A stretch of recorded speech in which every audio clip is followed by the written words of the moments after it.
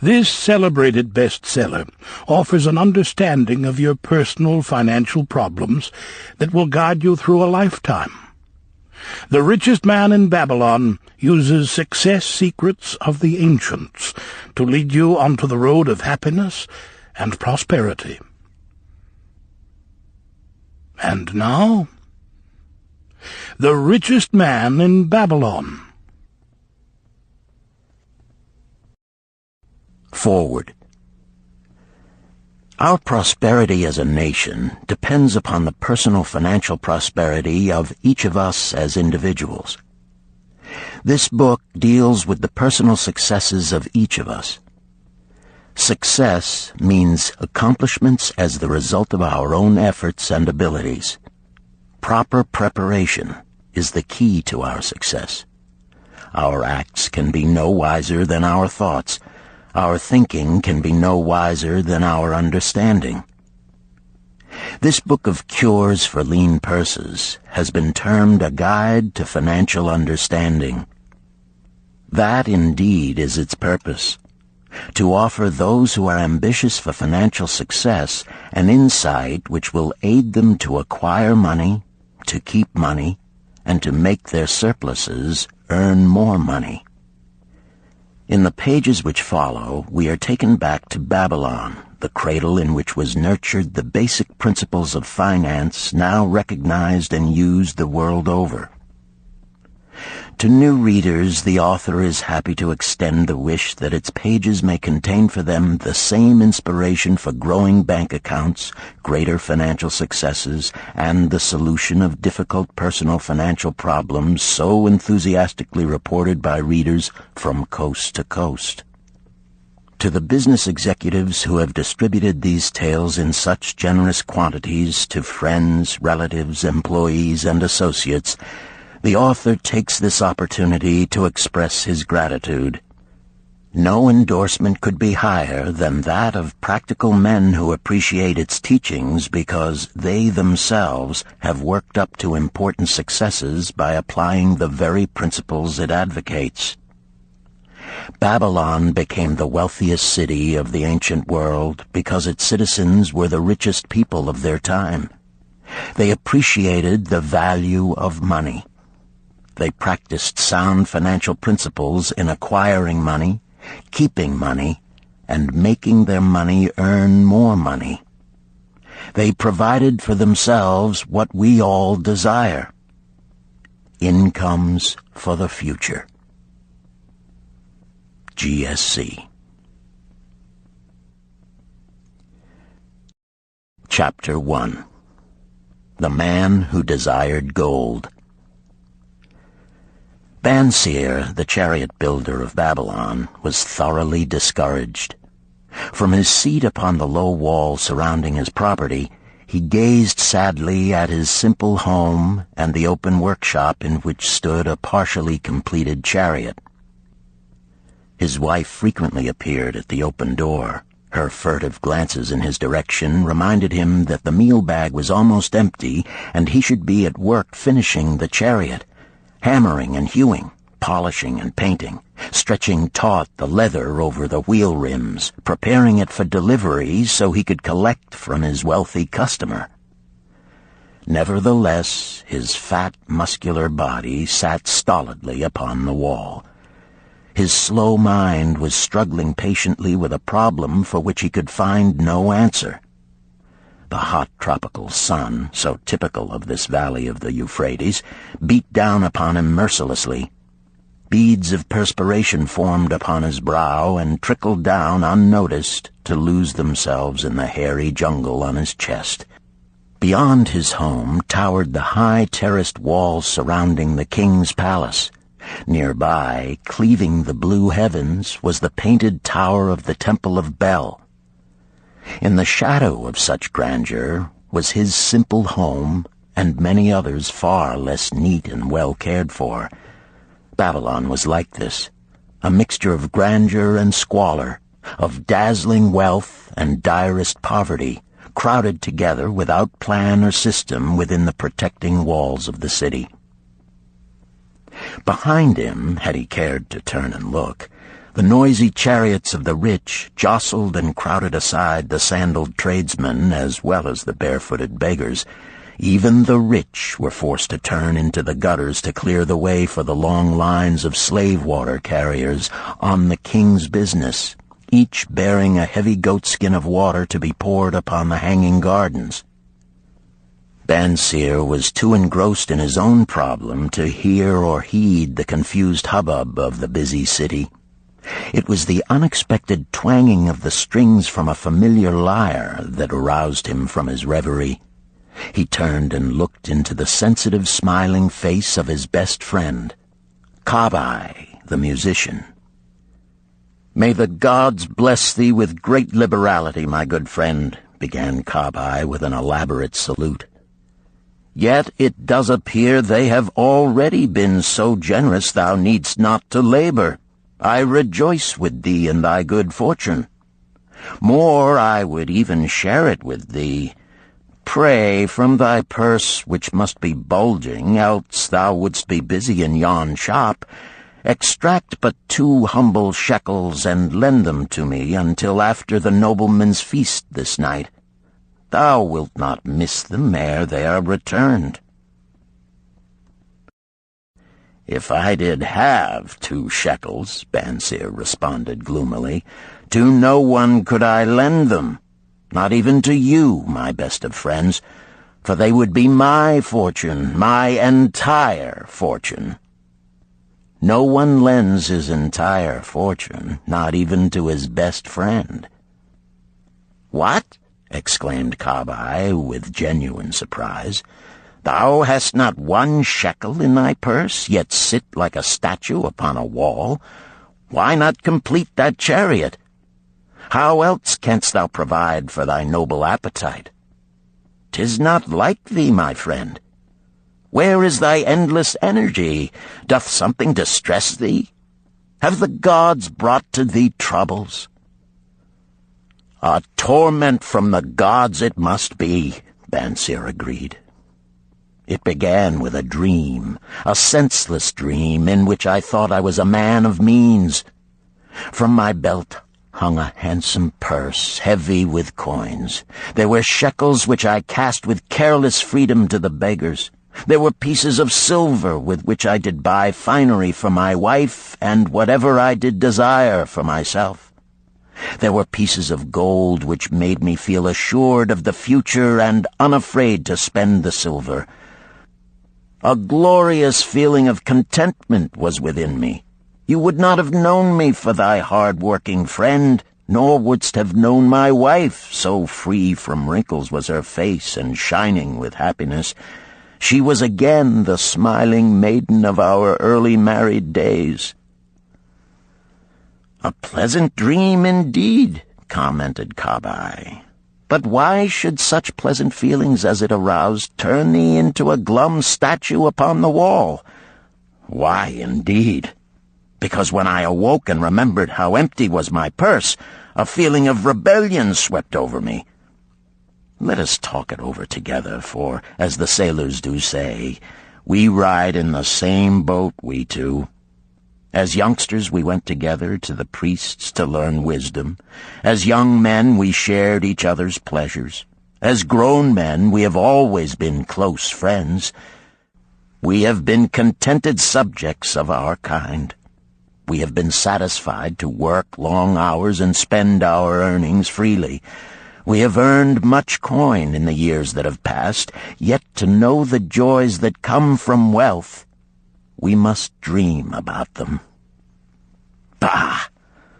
Are we more than dumb sheep? We live in the richest city in all the world. The travelers do say none equals it in wealth. About us is much display of wealth, but of it we ourselves have not.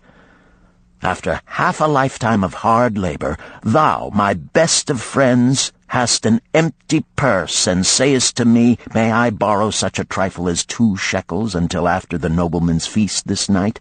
Then what do I reply? Do I say, here is my purse, its contents will I gladly share? No, I admit that my purse is as empty as thine. What is the matter? Why cannot we acquire silver and gold, more than enough for food and robes? Consider also our sons, Bansir continued. Are they not following in the footsteps of their fathers? Need they and their families, and their sons' families, live all their lives in the midst of such treasures of gold, and yet, like us, be content to banquet upon sour goat's milk and porridge? Never in all the years of our friendship didst thou talk like this before, Bansir. Kabai was puzzled. Never in all those years did I think like this before. From early dawn until darkness stopped me, I have labored to build the finest chariots any man could make, soft-heartedly hoping some day the gods would recognize my worthy deeds and bestow upon me great prosperity. This they have never done. At last I realize this they will never do. Therefore my heart is sad. I wish to be a man of means. I wish to own lands and cattle, to have fine robes and coins in my purse. I am willing to work for these things with all the strength in my back, with all the skill in my hands, with all the cunning in my mind. But I wish my labors to be fairly rewarded. What is the matter with us? Again, I ask you, why cannot we have our just share of the good things so plentiful for those who have the gold with which to buy them? Would I knew the answer, Kabai replied. No better than thou am I satisfied. My earnings from my lyre are quickly gone. Often must I plan and scheme that my family be not hungry. Also within my breast is a deep longing for a lyre large enough that it may truly sing the strains of music that do surge through my mind. With such an instrument could I make music finer than even the king has ever heard before. Such a lyre thou shouldst have. No man in all Babylon could make it sing more sweetly. Could make it sing so sweetly not only the king, but the gods themselves would be delighted. But how mayest thou secure it while we both of us are as poor as the king's slaves? Listen to the bell.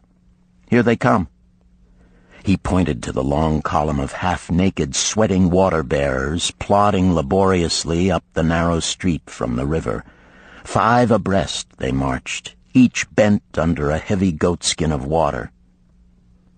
A fine figure of a man he who doth lead them, Kabai indicated the wearer of the bell who marched in front without a load. A prominent man in his own country, 'tis easy to see. There are many good figures in the line, Bansir agreed, as good men as we. Tall blond men from the north, laughing black men from the south, little brown men from the nearer countries, all marching together from the river to the gardens, back and forth, day after day, year after year, naught of happiness to look forward to, beds of straw upon which to sleep, hard grain porridge to eat. Pity the poor brutes, Kabai. Pity them I do, yet thou dost make me see how little better off are we, free men though we call ourselves. That is truth, Kabai. Unpleasant thought though it may be. We do not wish to go on year after year living slavish lives, working, getting nowhere. Might we not find out how others acquire gold and do as they do? Kabai inquired. Perhaps there is some secret we might learn if we but sought from those who knew, replied Bansir thoughtfully. This very day, suggested Kabai, I did pass our old friend Arkad, riding in his golden chariot. This I will say, he did not look over my humble head as many in his station might consider his right. Instead, he did wave his hand that all onlookers might see him pay greetings and bestow his smile of friendship upon Kabai, the musician. He is claimed to be the richest man in all Babylon, Bansir mused. So rich, the king is said to seek his golden aid in affairs of the treasury, Kabai replied. So rich, Bansir interrupted. I fear if I should meet him in the darkness of the night, I should lay my hands upon his fat wallet. Nonsense, reproved Kabai. A man's wealth is not in the purse he carries. A fat purse quickly empties if there be no golden stream to refill it. Arkad has an income that constantly keeps his purse full, no matter how liberally he spends. Income, that is the thing, ejaculated Bansir. I wish an income that will keep flowing into my purse whether I sit upon the wall or travel to far lands. Arkad must know how a man can make an income for himself. Dost suppose it is something he could make clear to a mind as slow as mine? Methinks he did teach his knowledge to his son, Nomasir, Kabai responded. Did he not go to Nineveh and, so it is told at the inn, become, without aid from his father, one of the richest men in that city? Kabai, thou bringest to me a rare thought. A new light gleamed in Bansir's eyes. It costs nothing to ask wise advice from a good friend, and Arkad was always that. Never mind though our purses be as empty as the falcon's nest of a year ago. Let that not detain us. We are weary of being without gold in the midst of plenty. We wish to become men of means. Come, let us go to Arkad and ask how we also may acquire incomes for ourselves. Thou speakest with true inspiration, Bansir. Thou bringest to my mind a new understanding. Thou makest me to realize the reason why we have never found any measure of wealth. We never sought it. Thou hast labored patiently to build the staunchest chariots in Babylon. To that purpose was devoted your best endeavors. Therefore, at it thou didst succeed. I strove to become a skillful lyre player, and at it I did succeed. In those things toward which we exerted our best endeavors, we succeeded. The gods were content to let us continue thus. Now at last we see a light, bright like that from the rising sun. It biddeth us to learn more, that we may prosper more. With a new understanding, we shall find honorable ways to accomplish our desires. Let us go to Arkad this very day, Bansir urged. Also, let us ask other friends of our boyhood days who have fared no better than ourselves to join us, that they too may share in his wisdom. Thou wert ever thus thoughtful to thy friends, Bansir. Therefore hast thou many friends. It shall be as thou sayest. We go this day and take them with us.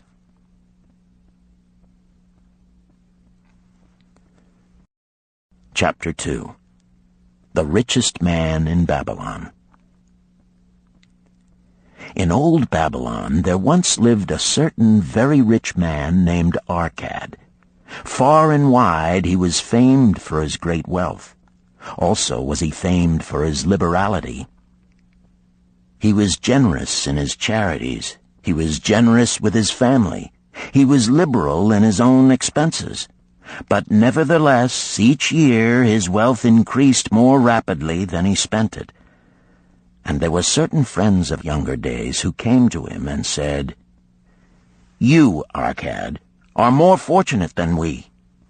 You have become the richest man in all Babylon, while we struggle for existence. You can wear the finest garments, and you can enjoy the rarest foods, while we must be content if we can clothe our families in raiment that is presentable and feed them as best we can. Yet once we were equal. We studied under the same master. We played in the same games, and in neither the studies nor the games did you outshine us. And in the years since, you have been no more an honorable citizen than we. Nor have you worked harder or more faithfully insofar as we can judge. Why, then, should a fickle fate single you out to enjoy all the good things of life and ignore us who are equally deserving? Thereupon Arcad remonstrated with them, saying, If you have not acquired more than a bare existence in the years since we were youths, it is because you either have failed to learn the laws that govern the building of wealth, or else you do not observe them. Fickle fate is a vicious goddess who brings no permanent good to anyone. On the contrary, she brings ruin to almost every man upon whom she showers unearned gold. She makes wanton spenders who soon dissipate all they receive and are left beset by overwhelming appetites and desires they have not the ability to gratify. Yet others whom she favors become misers and hoard their wealth, fearing to spend what they have, knowing they do not possess the ability to replace it. They further are beset by fear of robbers and doom themselves to lives of emptiness and secret misery.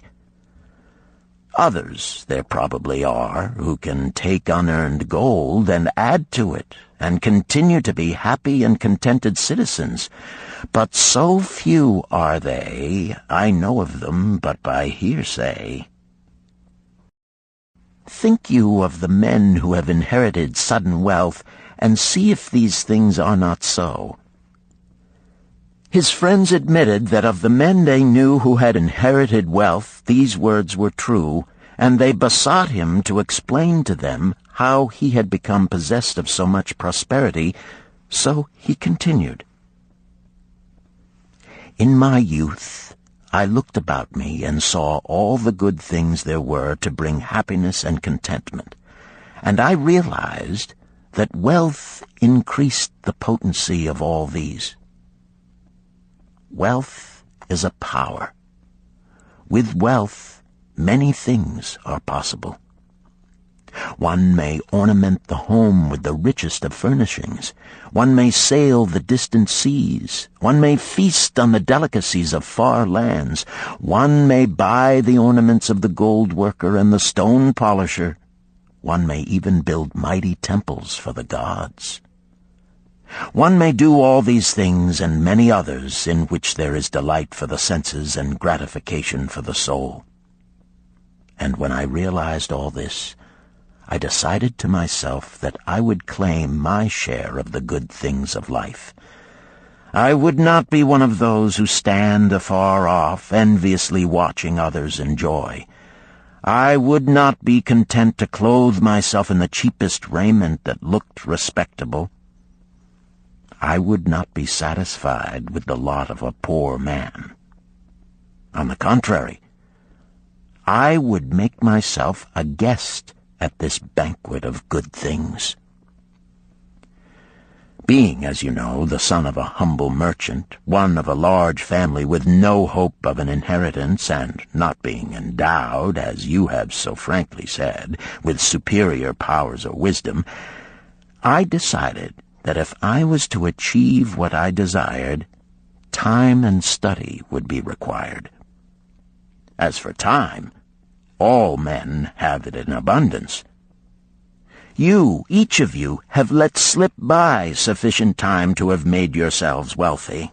Yet you admit you have nothing to show except your good families, of which you can be justly proud.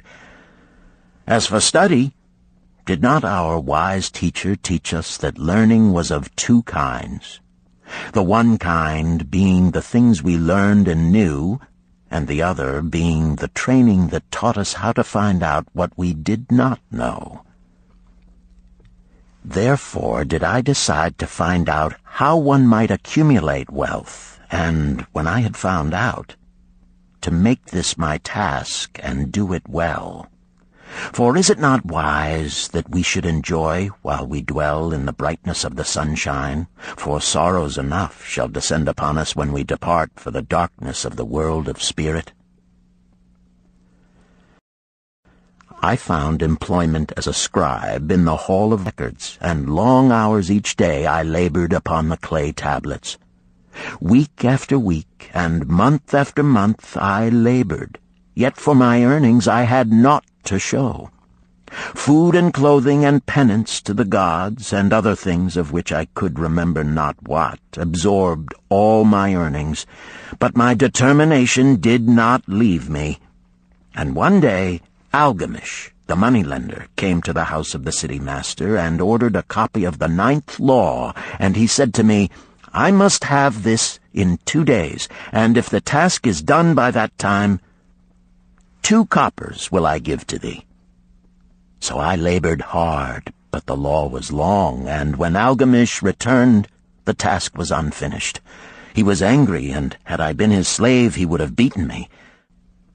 But knowing the city master would not permit him to injure me, I was unafraid, so I said to him, Algamish, you are a very rich man. Tell me how I may also become rich, and all night I will carve upon the clay, and when the sun rises, it shall be completed. He smiled at me and replied, You are a forward knave, but we will call it a bargain. All that night I carved, though my back pained and the smell of the wick made my head ache until my eyes could hardly see. But when he returned at sunup, the tablets were complete. Now, I said, tell me what you promised. You have fulfilled your part of our bargain, my son, he said to me kindly, and I am ready to fulfill mine. I will tell you these things you wish to know, because I am becoming an old man, and an old tongue loves to wag. And when youth comes to age for advice, he receives the wisdom of years. But too often does youth think that age knows only the wisdom of days that are gone, and therefore profits not. But remember this, the sun that shines today is the sun that shone when thy father was born, and will still be shining when thy last grandchild shall pass into the darkness. The thoughts of youth, he continued, are bright lights that shine forth like the meteors that oft make brilliant the sky. But the wisdom of age is like the fixed stars that shine so unchanged that the sailor may depend upon them to steer his course. Mark you well my words, for if you do not, you will fail to grasp the truth that I will tell you, and you will think that your night's work has been in vain. Then he looked at me shrewdly from under his shaggy brows and said in a low, forceful tone, I found the road to wealth when I decided that a part of all I earned was mine to keep. And so will you.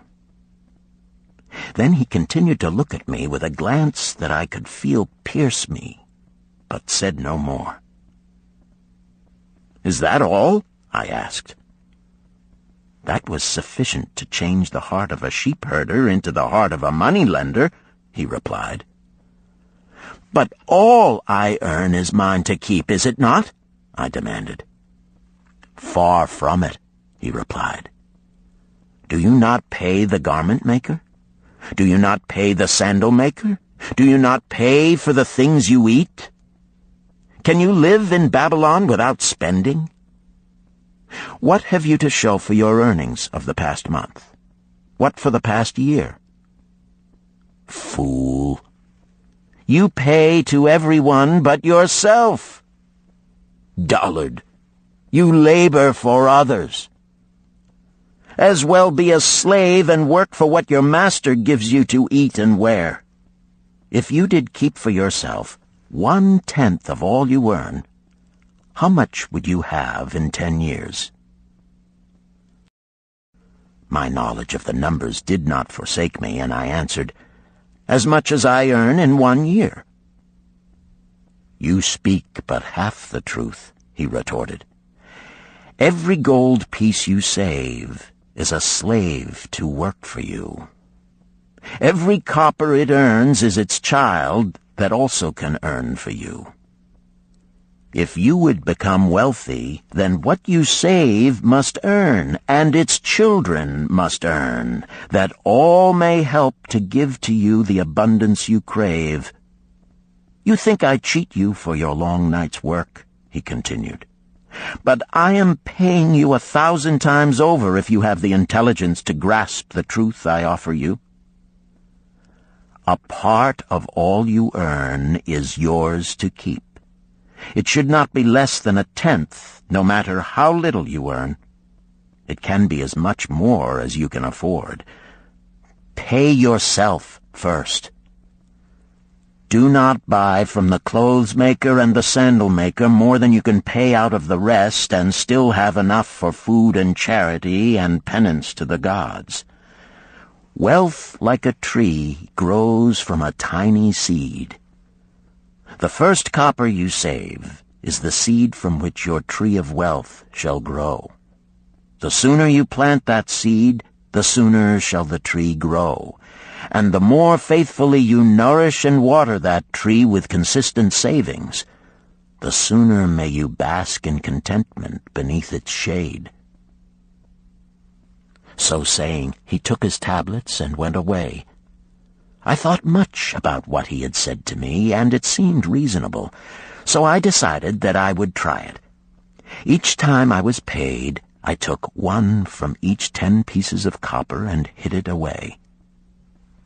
And strange as it may seem, I was no shorter of funds than before. I noticed little difference as I managed to get along without it. But often I was tempted, as my hoard began to grow, to spend it for some of the good things the merchants displayed, brought by camels and ships from the land of the Phoenicians. But I wisely refrained. A 12th month after Algamish had gone, he again returned and said to me, "Son, have you paid to yourself not less than 1/10 of all you have earned for the past year?" I answered proudly, "Yes, master, I have." "That is good," he answered, beaming upon me. "And what have you done with it?" "I have given it to Asmer, the brickmaker, who told me he was traveling over the far seas, and in Tyre he would buy from me the rare jewels of the Phoenicians. When he returns, we shall sell these at high prices and divide the earnings." "Every fool must learn," he growled. "But why trust the knowledge of a brickmaker about jewels? Would you go to the breadmaker to inquire about the stars? No, by my tunic, you would go to the astrologer if you had power to think. Your savings are gone, youth. You have jerked your wealth tree up by the roots. But plant another. Try again. And next time, if you would have advice about jewels, go to the jewel merchant. If you would know the truth about sheep, go to the herdsman. Advice is one thing that is freely given away, but watch that you take only what is worth having. He who takes advice about his savings from one who is inexperienced in such matters shall pay with his savings for proving the falsity of their opinions." Saying this, he went away. And it was as he said, for the Phoenicians are scoundrels and sold to Asmer worthless bits of glass that looked like gems. But as Algamish had bid me, I again saved each 10th copper, for I now had formed the habit, and it was no longer difficult. Again, 12 months later, Algamish came to the room of the scribes and addressed me. "What progress have you made since last I saw you?" "I have paid myself faithfully," I replied, "and my savings I have entrusted to Agar, the shield-maker, to buy bronze, and each 4th month he does pay me the rental." "That is good. And what do you do with the rental?" I do have a great feast with honey and fine wine and spiced cake. Also I have bought me a scarlet tunic, and some day I shall buy me a young ass upon which to ride." To which Algamish laughed, "You do eat the children of your savings. Then how do you expect them to work for you? And how can they have children that will also work for you? First get thee an army of golden slaves, and then many a rich banquet may you enjoy without regret." So saying, he again went away. Nor did I again see him for 2 years, when he once more returned, and his face was full of deep lines, and his eyes drooped, for he was becoming a very old man. And he said to me, "Arcad, hast thou yet achieved the wealth thou dreamed of?" And I answered, "Not yet all that I desire, but some I have, and it earns more, and its earnings earn more." "And do you still take the advice of brickmakers?" "About brickmaking they give me good advice," I retorted. "Arcad," he continued, "you have learned your lessons well. You first learned to live upon less than you could earn. Next, you learned to seek advice from those who were competent through their own experiences to give it. And lastly, you have learned to make gold work for you. You have taught yourself how to acquire money, how to keep it, and how to use it. Therefore, you are competent for a responsible position. I am becoming an old man. My sons think only of spending and give no thought to earning. My interests are great, and I fear too much for me to look after. If you will go to Nippur and look after my lands there, I shall make you my partner, and you shall share in my estate."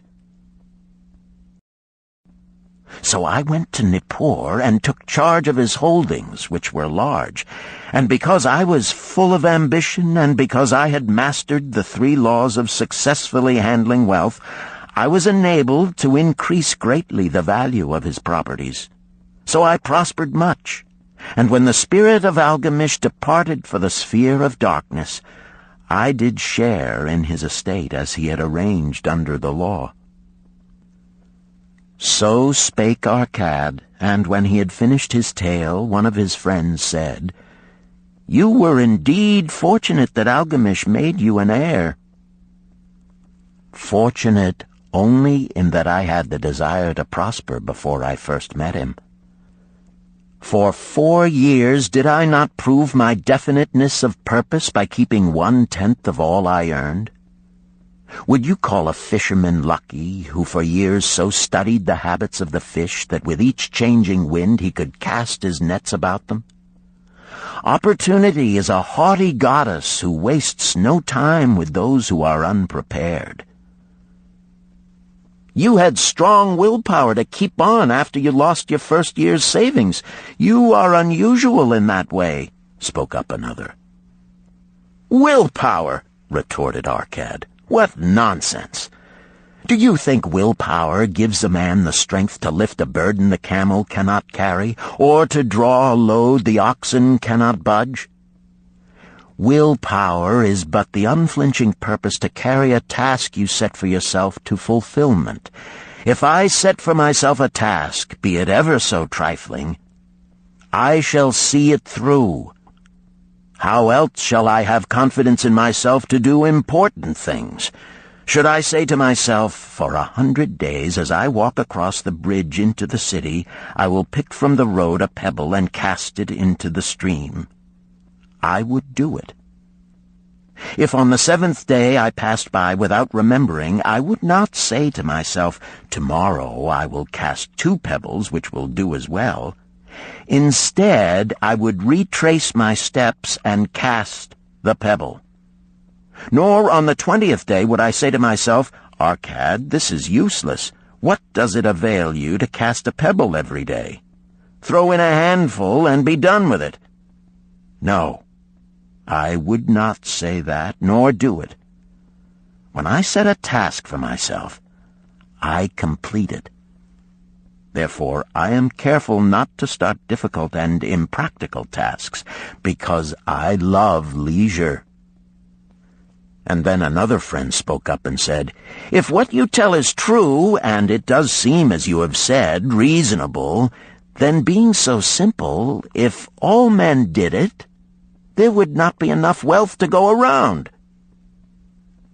"Wealth grows wherever men exert energy," Arcad replied. "If a rich man builds him a new palace, is the gold he pays out gone? No, the brickmaker has part of it, and the laborer has part of it, and the artist has part of it, and everyone who labors upon the house has part of it. Yet, when the palace is completed, is it not worth all it cost? And is the ground upon which it stands not worth more because it is there? And is the ground that adjoins it not worth more because it is there? Wealth grows in magic ways. No man can prophesy the limit of it. Have not the Phoenicians built great cities on barren coasts with the wealth that comes from their ships of commerce on the seas? What then do you advise us to do that we also may become rich?" asked still another of his friends. "The years have passed, and we are no longer young men, and we have nothing put by." "I advise that you take the wisdom of Algamish and say to yourselves, 'A part of all I earn is mine to keep.' Say it in the morning when you first arise, say it at noon, say it at night. Say it each hour of every day. Say it to yourself until the words stand out like letters of fire across the sky. Impress yourself with the idea. Fill yourself with the thought. Then take whatever portion seems wise. Let it be not less than 1/10, and lay it by. Arrange your other expenditures to do this if necessary, but lay by that portion first. Soon you will realize what a rich feeling it is to own a treasure upon which you alone have claim. As it grows, it will stimulate you. A new joy of life will thrill you. Greater efforts will come to you to earn more. For of your increased earnings, will not the same percentage be also yours to keep? Then learn to make your treasure work for you. Make it your slave. Make its children and its children's children work for you. Ensure an income for thy future. Look thou at the aged, and forget not that in the days to come thou also will be numbered among them. Therefore invest thy treasure with greatest caution that it be not lost. Usurious rates of return are deceitful sirens that sing but to lure the unwary upon the rocks of loss and remorse. Provide also that thy family may not want should the gods call thee to their realms. For such protection it is always possible to make provision with small payments at regular intervals. Therefore the provident man delays not in expectation of a large sum becoming available for such a wise purpose. Counsel with wise men. Seek the advice of men whose daily work is handling money. Let them save you from such an error as I myself made in entrusting my money to the judgment of Asmer, the brickmaker. A small return and a safe one is far more desirable than risk. Enjoy life while you are here. Do not overstrain or try to save too much. If 1/10 of all you earn is as much as you can comfortably keep, be content to keep this portion. Live otherwise according to your income, and let not yourself get niggardly and afraid to spend. Life is good, and life is rich with things worth while and things to enjoy. His friends thanked him and went away. Some were silent because they had no imagination and could not understand. Some were sarcastic because they thought that one so rich should divide with old friends not so fortunate. But some had in their eyes a new light. They realized that Algamish had come back each time to the room of the scribes because he was watching a man work his way out of darkness into light. When that man had found the light, a place awaited him. No one could fill that place until he had for himself worked out his own understanding, until he was ready for opportunity. These latter were the ones who, in the following years, frequently revisited Arcad, who received them gladly. He counseled with them and gave them freely of his wisdom, as men of broad experience are always glad to do, and he assisted them in so investing their savings that it would bring in a good interest with safety and would neither be lost nor entangled in investments that paid no dividends. The turning point in these men's lives came upon that day when they realized the truth that had come from Algamish to Arcad, and from Arcad to them. A part of all you earn is yours to keep.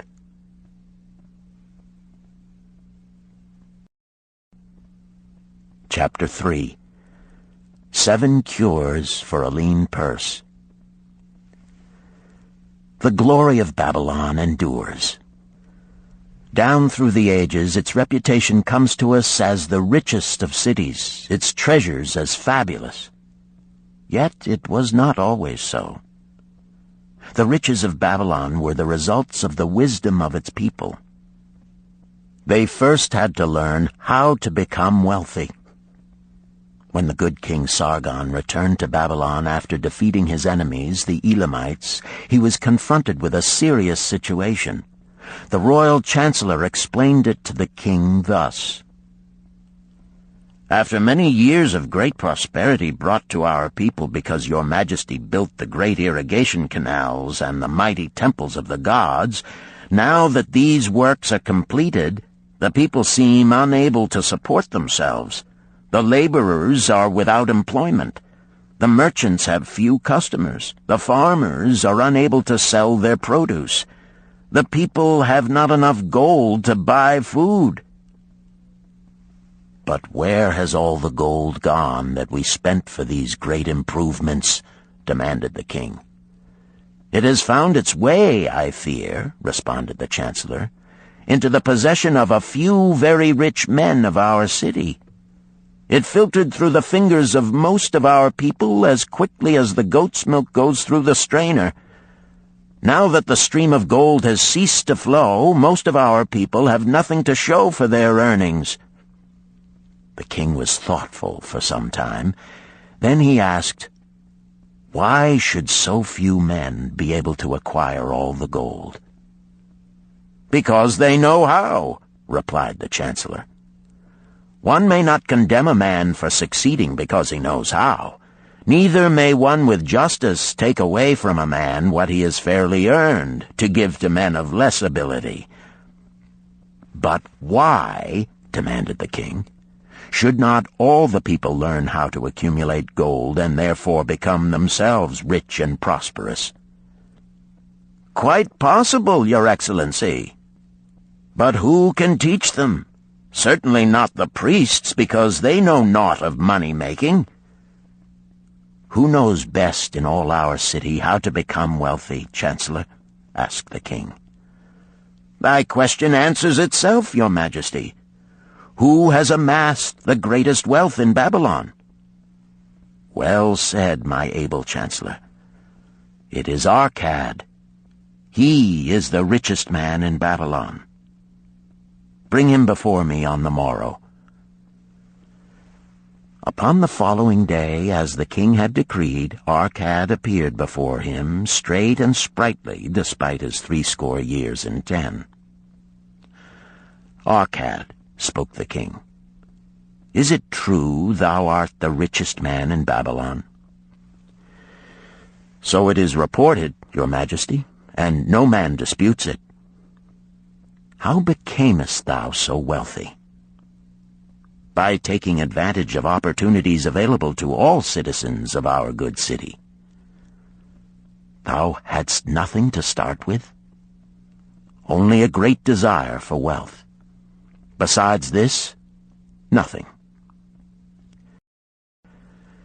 Arcad, continued the king, our city is in a very unhappy state because a few men know how to acquire wealth and therefore monopolize it, while the mass of our citizens lack the knowledge of how to keep any part of the gold they receive.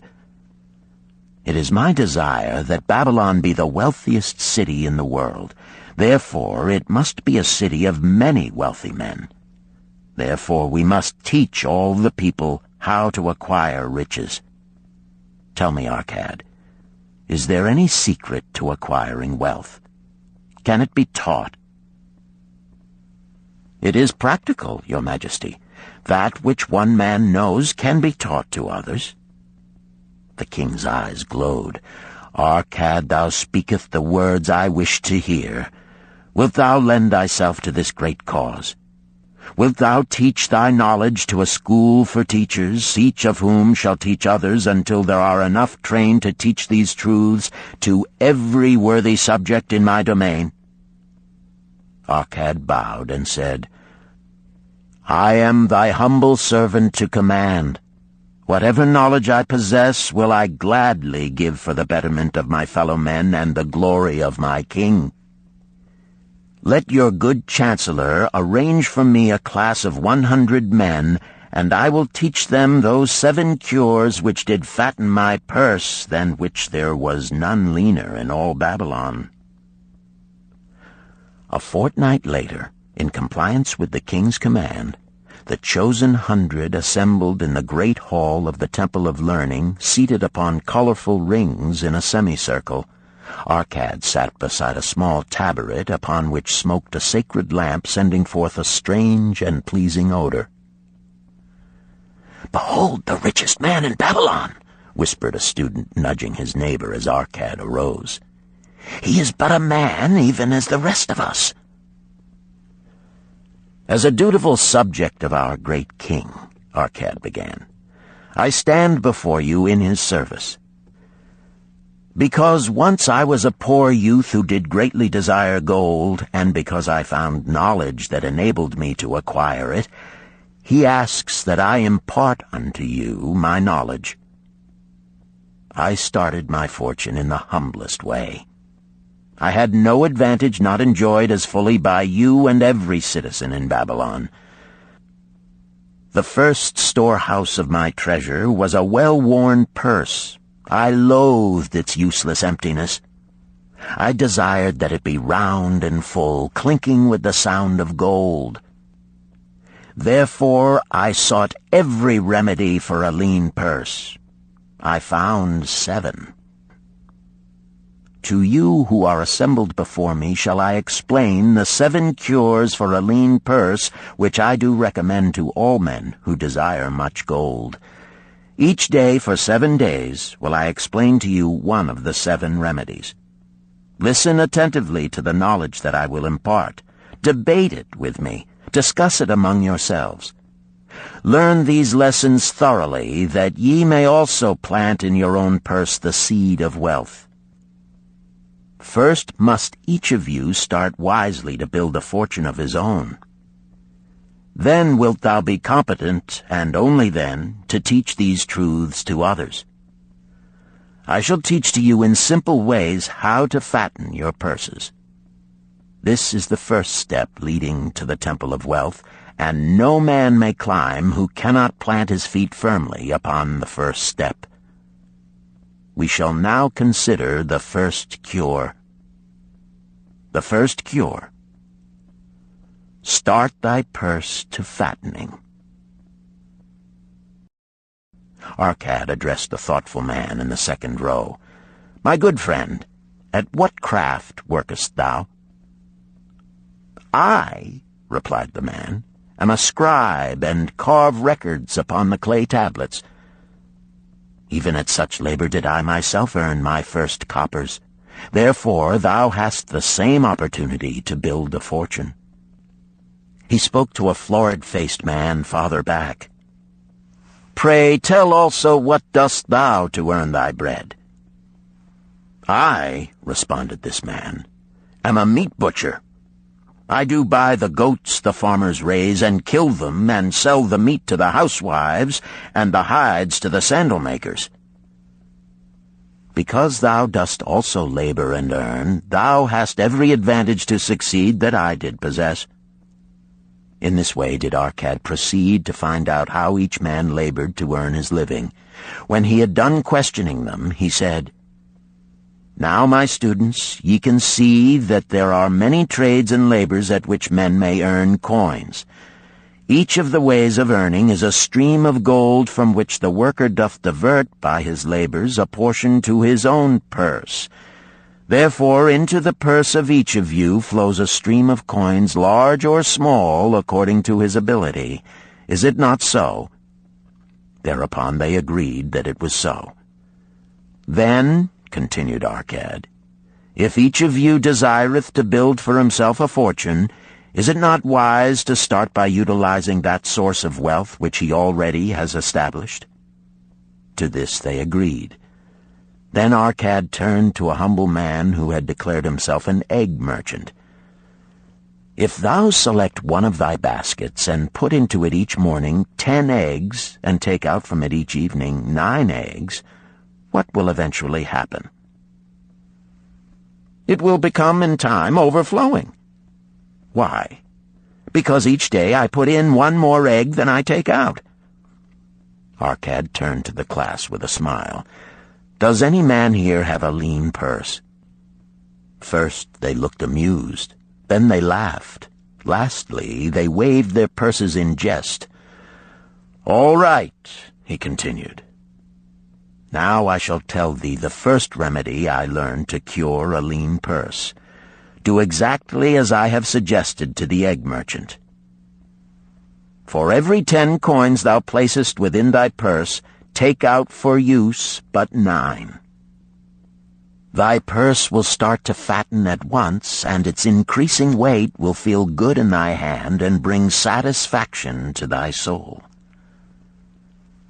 Deride not what I say because of its simplicity. Truth is always simple. I told thee I would tell how I built my fortune. This was my beginning. I, too, carried a lean purse and cursed it because there was naught within to satisfy my desires. But when I began to take out from my purse but 9 parts of 10 I put in, it began to fatten. So will thine. Now I will tell a strange truth, the reason for which I know not. When I ceased to pay out more than 9/10 of my earnings, I managed to get along just as well. I was not shorter than before. Also, ere long did coins come to me more easily than before. Surely it is a law of the gods that unto him who keepeth and spendeth not a certain part of all his earnings shall gold come more easily. Likewise him whose purse is empty does gold avoid. Which desirest thou the most? Is it the gratification of thy desires of each day, a jewel, a bit of finery, better raiment, more food, things quickly gone and forgotten? Or is it substantial belongings, gold, lands, herds, merchandise, income-bringing investments? The coins thou takest from thy purse bring the first. The coins thou leavest within it will bring the latter. This, my students, was the first cure I did discover for my lean purse. For each 10 coins I put in, to spend but 9. Debate this among yourselves. If any man proves it untrue, tell me upon the morrow when we shall meet again. The second cure. Control thy expenditures. Some of your members, my students, have asked me this. How can a man keep 1/10 of all he earns in his purse when all the coins he earns are not enough for his necessary expenses? So did Arcad address his students upon the second day. "Yesterday, how many of thee carried lean purses?" "All of us," answered the class. "Yet thou do not all earn the same. Some earn much more than others. Some have much larger families to support. Yet all purses were equally lean. Now I will tell thee an unusual truth about men and sons of men. It is this: that what each of us calls our necessary expenses will always grow to equal our incomes unless we protest to the contrary. Confuse not the necessary expenses with thy desires. Each of you, together with your good families, have more desires than your earnings can gratify. Therefore are thy earnings spent to gratify these desires in so far as they will go. Still thou retainest many ungratified desires. All men are burdened with more desires than they can gratify. Because of my wealth, thinkest thou I may gratify every desire? 'Tis a false idea. There are limits to my time. There are limits to my strength. There are limits to the distance I may travel. There are limits to what I may eat. There are limits to the zest with which I may enjoy. I say to you that just as weeds grow in a field wherever the farmer leaves space for their roots, even so freely do desires grow in men whenever there is a possibility of their being gratified. Thy desires are a multitude, and those that thou mayest gratify are but few. Study thoughtfully thy accustomed habits of living. Herein may be most often found certain accepted expenses that may wisely be reduced or eliminated. Let thy motto be 100% of appreciated value demanded for each coin spent. Therefore, engrave upon the clay each thing for which thou desireth to spend. Select those that are necessary and others that are possible through the expenditure of 9/10 of thy income. Cross out the rest and consider them but a part of that great multitude of desires that must go unsatisfied, and regret them not. Budget then thy necessary expenses. Touch not the 1/10 that is fattening thy purse. Let this be thy great desire that is being fulfilled. Keep working with thy budget. Keep adjusting it to help thee. Make it thy first assistant in defending thy fattening purse. Hereupon one of the students, wearing a robe of red and gold, arose and said, "I am a free man. I believe that it is my right to enjoy the good things of life. Therefore do I rebel against the slavery of a budget which determines just how much I may spend and for what. I feel it would take much pleasure from my life and make me little more than a pack-ass to carry a burden." To him Arcad replied, "Who, my friend, would determine thy budget?" "I would make it for myself," responded the protesting one. "In that case, were a pack-ass to budget his burden, would he include therein jewels and rugs and heavy bars of gold? Not so.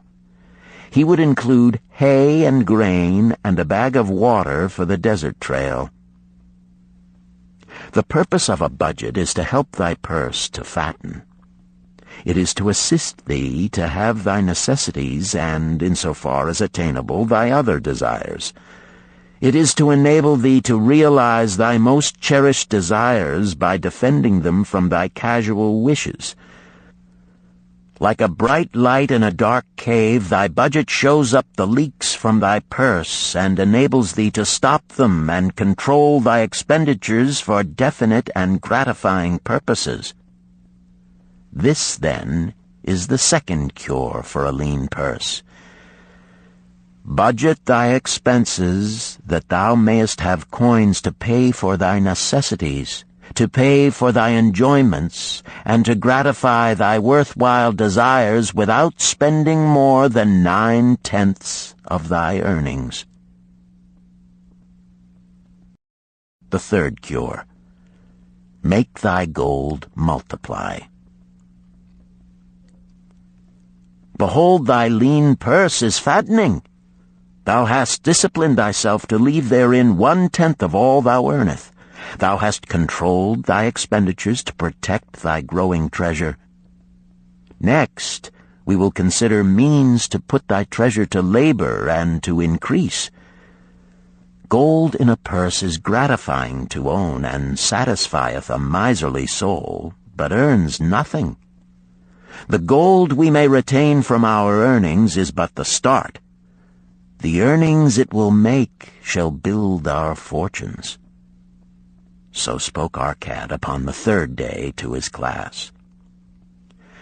How, therefore, may we put our gold to work? My first investment was unfortunate, for I lost all. Its tale I will relate later. My first profitable investment was a loan I made to a man named Agar, a shield maker. Once each year did he buy large shipments of bronze brought from across the sea to use in his trade. Lacking sufficient capital to pay the merchants, he would borrow from those who had extra coins. He was an honorable man. His borrowing he would repay, together with a liberal rental as he sold his shields. Each time I loaned to him, I loaned back also the rental he had paid to me. Therefore not only did my capital increase, but its earnings likewise increased. Most gratifying was it to have these sums returned to my purse. I tell you, my students, a man's wealth is not in the coins he carries in his purse. It is the income he buildeth, the golden stream that continually floweth into his purse and keepeth it always bulging. That is what every man desireth. That is what thou, each one of thee, desireth. An income that continueth to come whether thou work or travel. Great income I have acquired, so great that I am called a very rich man. My loans to Agar were my first training in profitable investment. Gaining wisdom from this experience, I extended my loans and investments as my capital increased. From a few sources at first, from many sources later, flowed into my purse a golden stream of wealth available for such wise uses as I should decide. Behold, from my humble earnings, I had begotten a horde of golden slaves, each laboring and earning more gold. As they labored for me, so their children also labored, and their children's children, until great was the income from their combined efforts. Gold increaseth rapidly when making reasonable earnings, as thou wilt see from the following. A farmer, when his first son was born, took 10 pieces of silver to a moneylender and asked him to keep it on rental for his son until he became 20 years of age. This the moneylender did, and agreed the rental should be 1/4 of its value each 4 years. The farmer asked, because this sum he had set aside as belonging to his son, that the rental be added to the principal. When the boy had reached the age of 20 years, the farmer again went to the moneylender to inquire about the silver. The moneylender explained that because this sum had been increased by compound interest, the original 10 pieces of silver had now grown to 30½ pieces. The farmer was well pleased, and because the son did not need the coins, he left them with the moneylender. When the son became 50 years of age, the father meantime having passed to the other world, the moneylender paid the son in settlement 167 pieces of silver. Thus, in 50 years, had the investment multiplied itself at rental almost 17 times. This, then, is the third cure for a lean purse. to put each coin to laboring, that it may reproduce its kind, even as the flocks of the field, and help bring to thee income, a stream of wealth that shall flow constantly into thy purse. The fourth cure. Guard thy treasures from loss. Misfortune loves a shining mark. Gold in a man's purse must be guarded with firmness, else it be lost.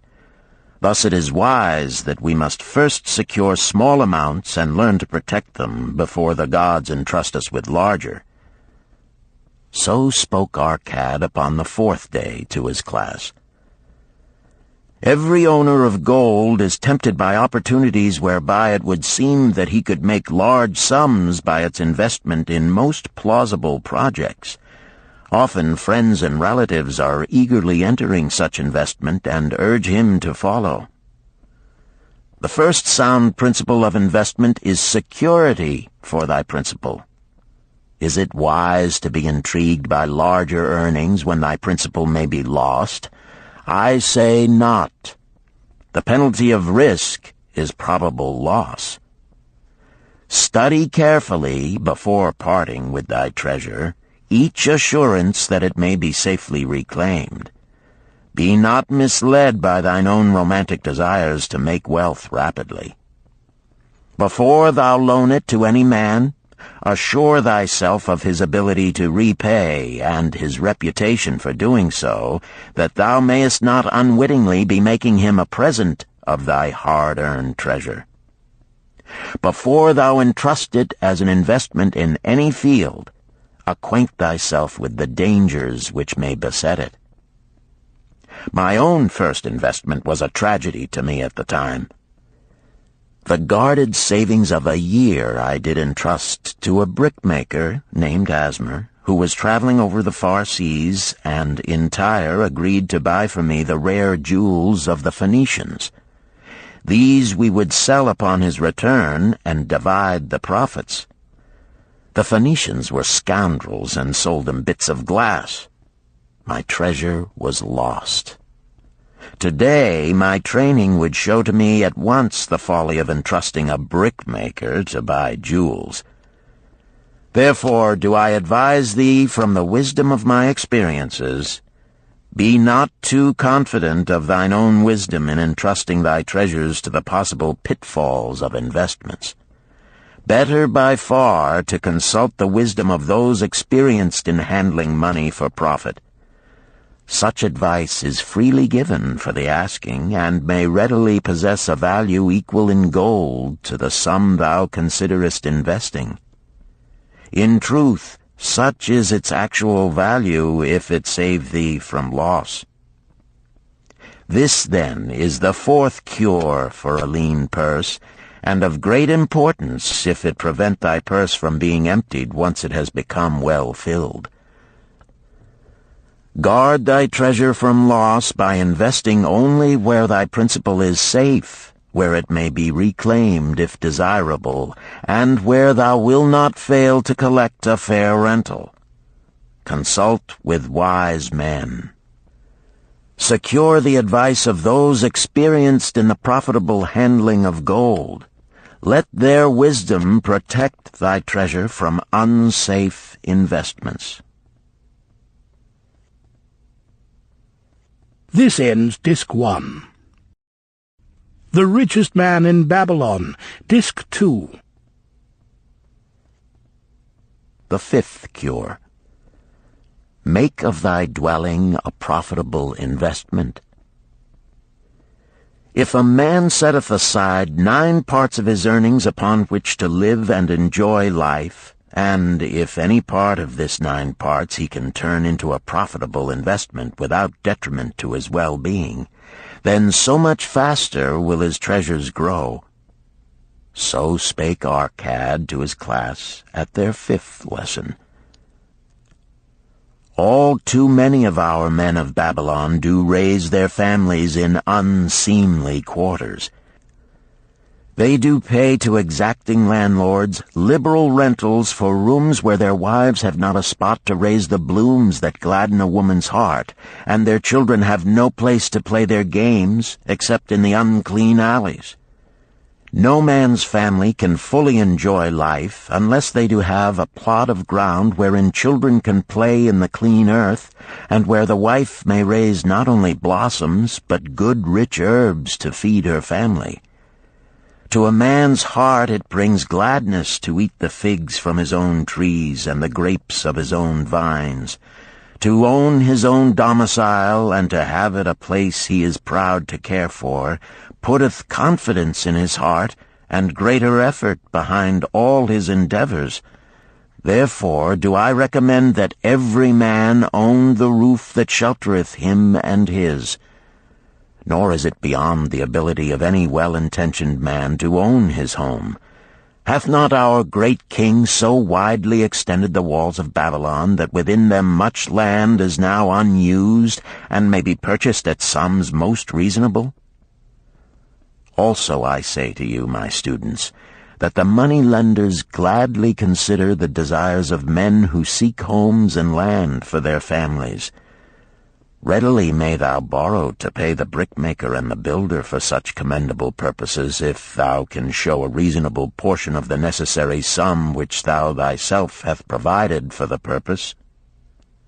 Then when the house be built, thou canst pay the money-lender with the same regularity as thou didst pay the landlord, because each payment will reduce thy indebtedness to the money-lender. A few years will satisfy his loan. Then will thy heart be glad, because thou wilt own in thy own right a valuable property, and thy only cost will be the king's taxes. Also wilt thy good wife go more often to the river to wash thy robes, that each time returning she may bring a goatskin of water to pour upon the growing things. Thus come many blessings to the man who owneth his own house, and greatly will it reduce his cost of living, making available more of his earnings for pleasures and the gratification of his desires. This, then, is the fifth cure for a lean purse. Own thy own home. The sixth cure. Ensure a future income. The life of every man proceedeth from his childhood to his old age.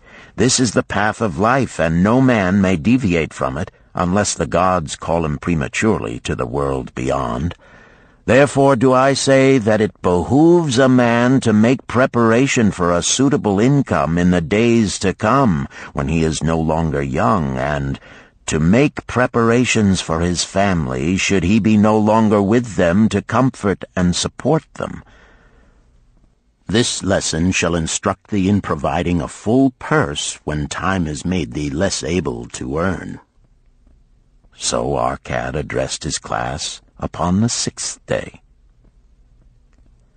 The man who, because of his understanding of the laws of wealth, acquireth a growing surplus, should give thought to those future days.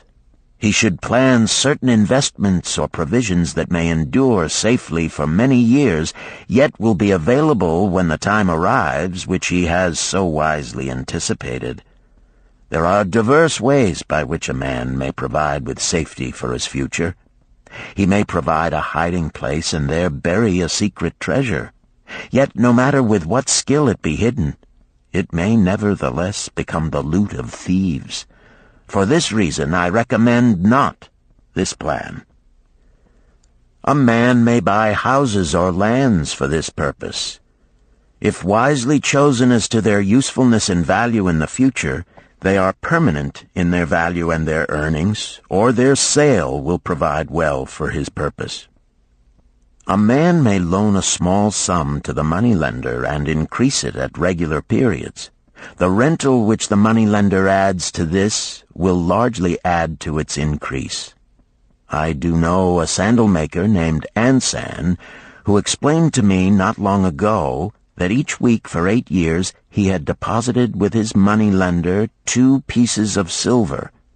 The moneylender had but recently given him an accounting over which he greatly rejoiced. The total of his small deposits with their rental at the customary rate of 1/4 their value for each 4 years had now become 1,040 pieces of silver. I did gladly encourage him further by demonstrating to him with my knowledge of the numbers that in 12 years more, if he would keep his regular deposits of but 2 pieces of silver each week, the moneylender would then owe him 4,000 pieces of silver, a worthy competence for the rest of his life. Surely when such a small payment made with regularity doth produce such profitable results, no man can afford not to insure a treasure for his old age and the protection of his family, no matter how prosperous his business and his investments may be. I would that I might say more about this. In my mind rests a belief that someday wise-thinking men will devise a plan to insure against death, whereby many men pay in but a trifling sum regularly, the aggregate making a handsome sum for the family of each member who passeth to the beyond. This do I see as something desirable and which I could highly recommend. But today it is not possible, because it must reach beyond the life of any man or any partnership to operate. It must be as stable as the king's throne. Some day do I feel that such a plan shall come to pass, and be a great blessing to many men, because even the first small payment will make available a snug fortune for the family of a member, should he pass on. But because we live in our own day, and not in the days which are to come, must we take advantage of those means and ways of accomplishing our purposes. Therefore do I recommend to all men that they, by wise and well-thought-out methods, do provide against a lean purse in their mature years. For a lean purse to a man no longer able to earn, or to a family without its head, is a sore tragedy. This, then, is the 6th cure for a lean purse. Provide in advance for the needs of thy growing age and the protection of thy family. The 7th cure. Increase thy ability to earn.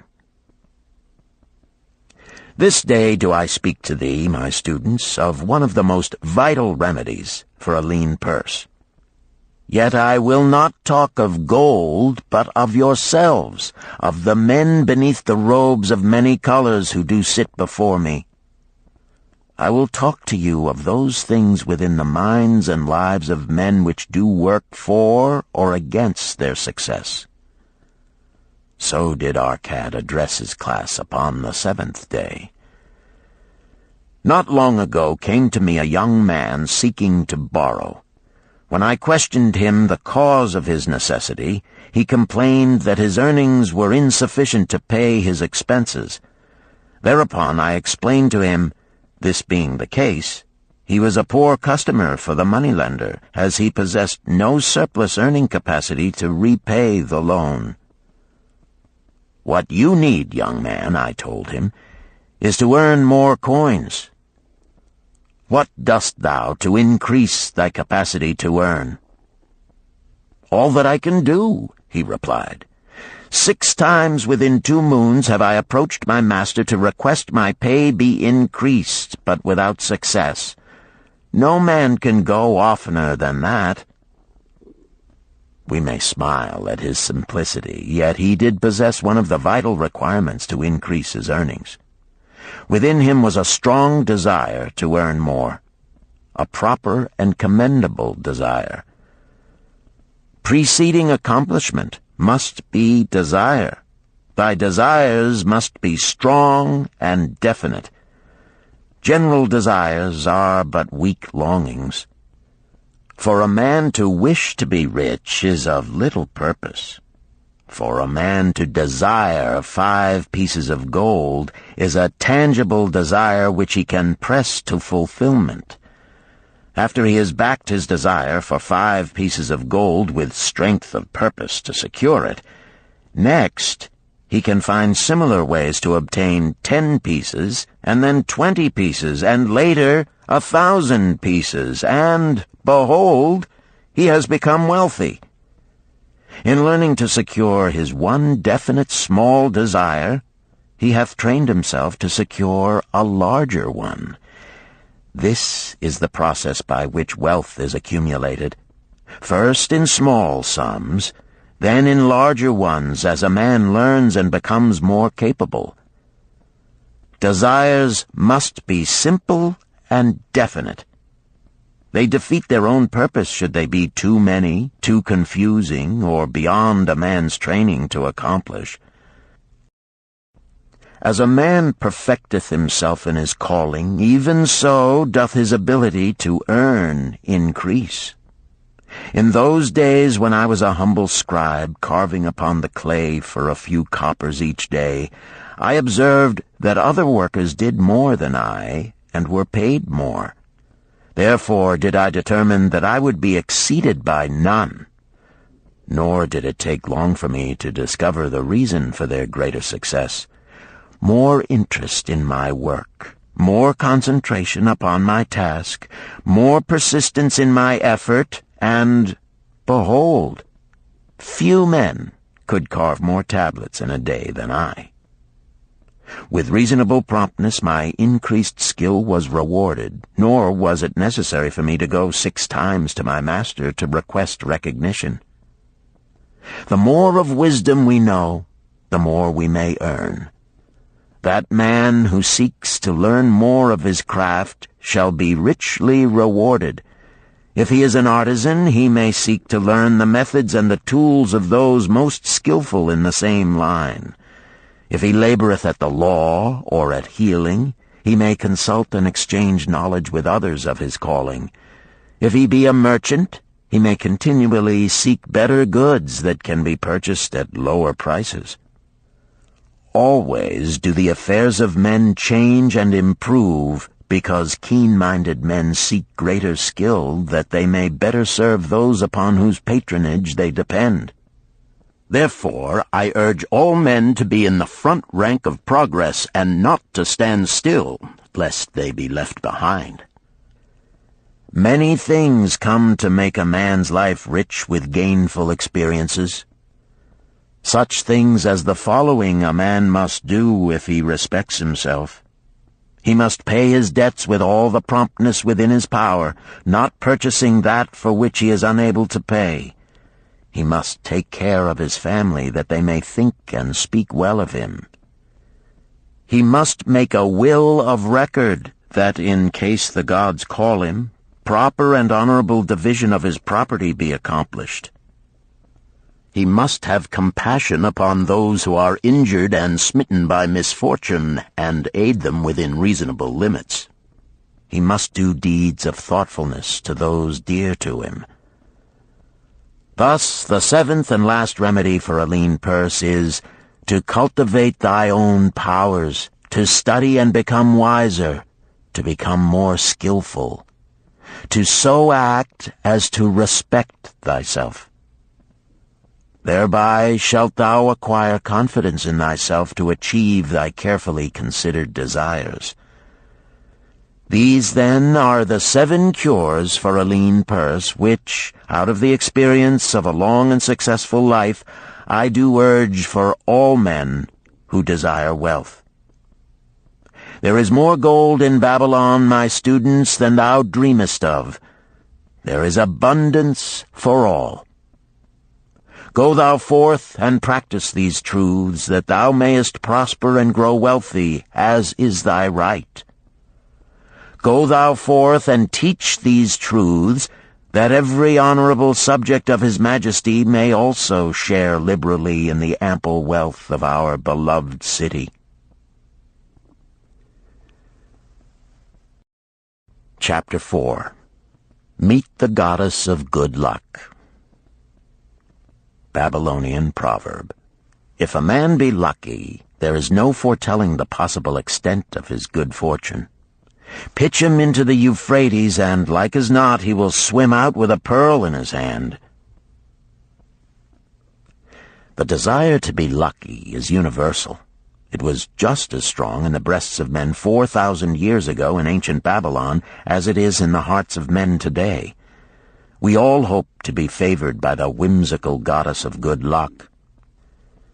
Is there some way we can meet her and attract not only her favorable attention, but her generous favors?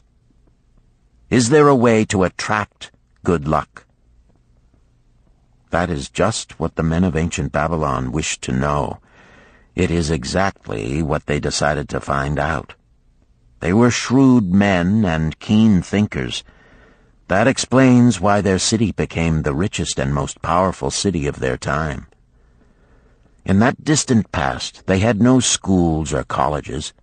Nevertheless, they had a center of learning, and a very practical one it was. Among the towered buildings in Babylon was one that ranked in importance with the palace of the king, the hanging gardens, and the temples of the gods.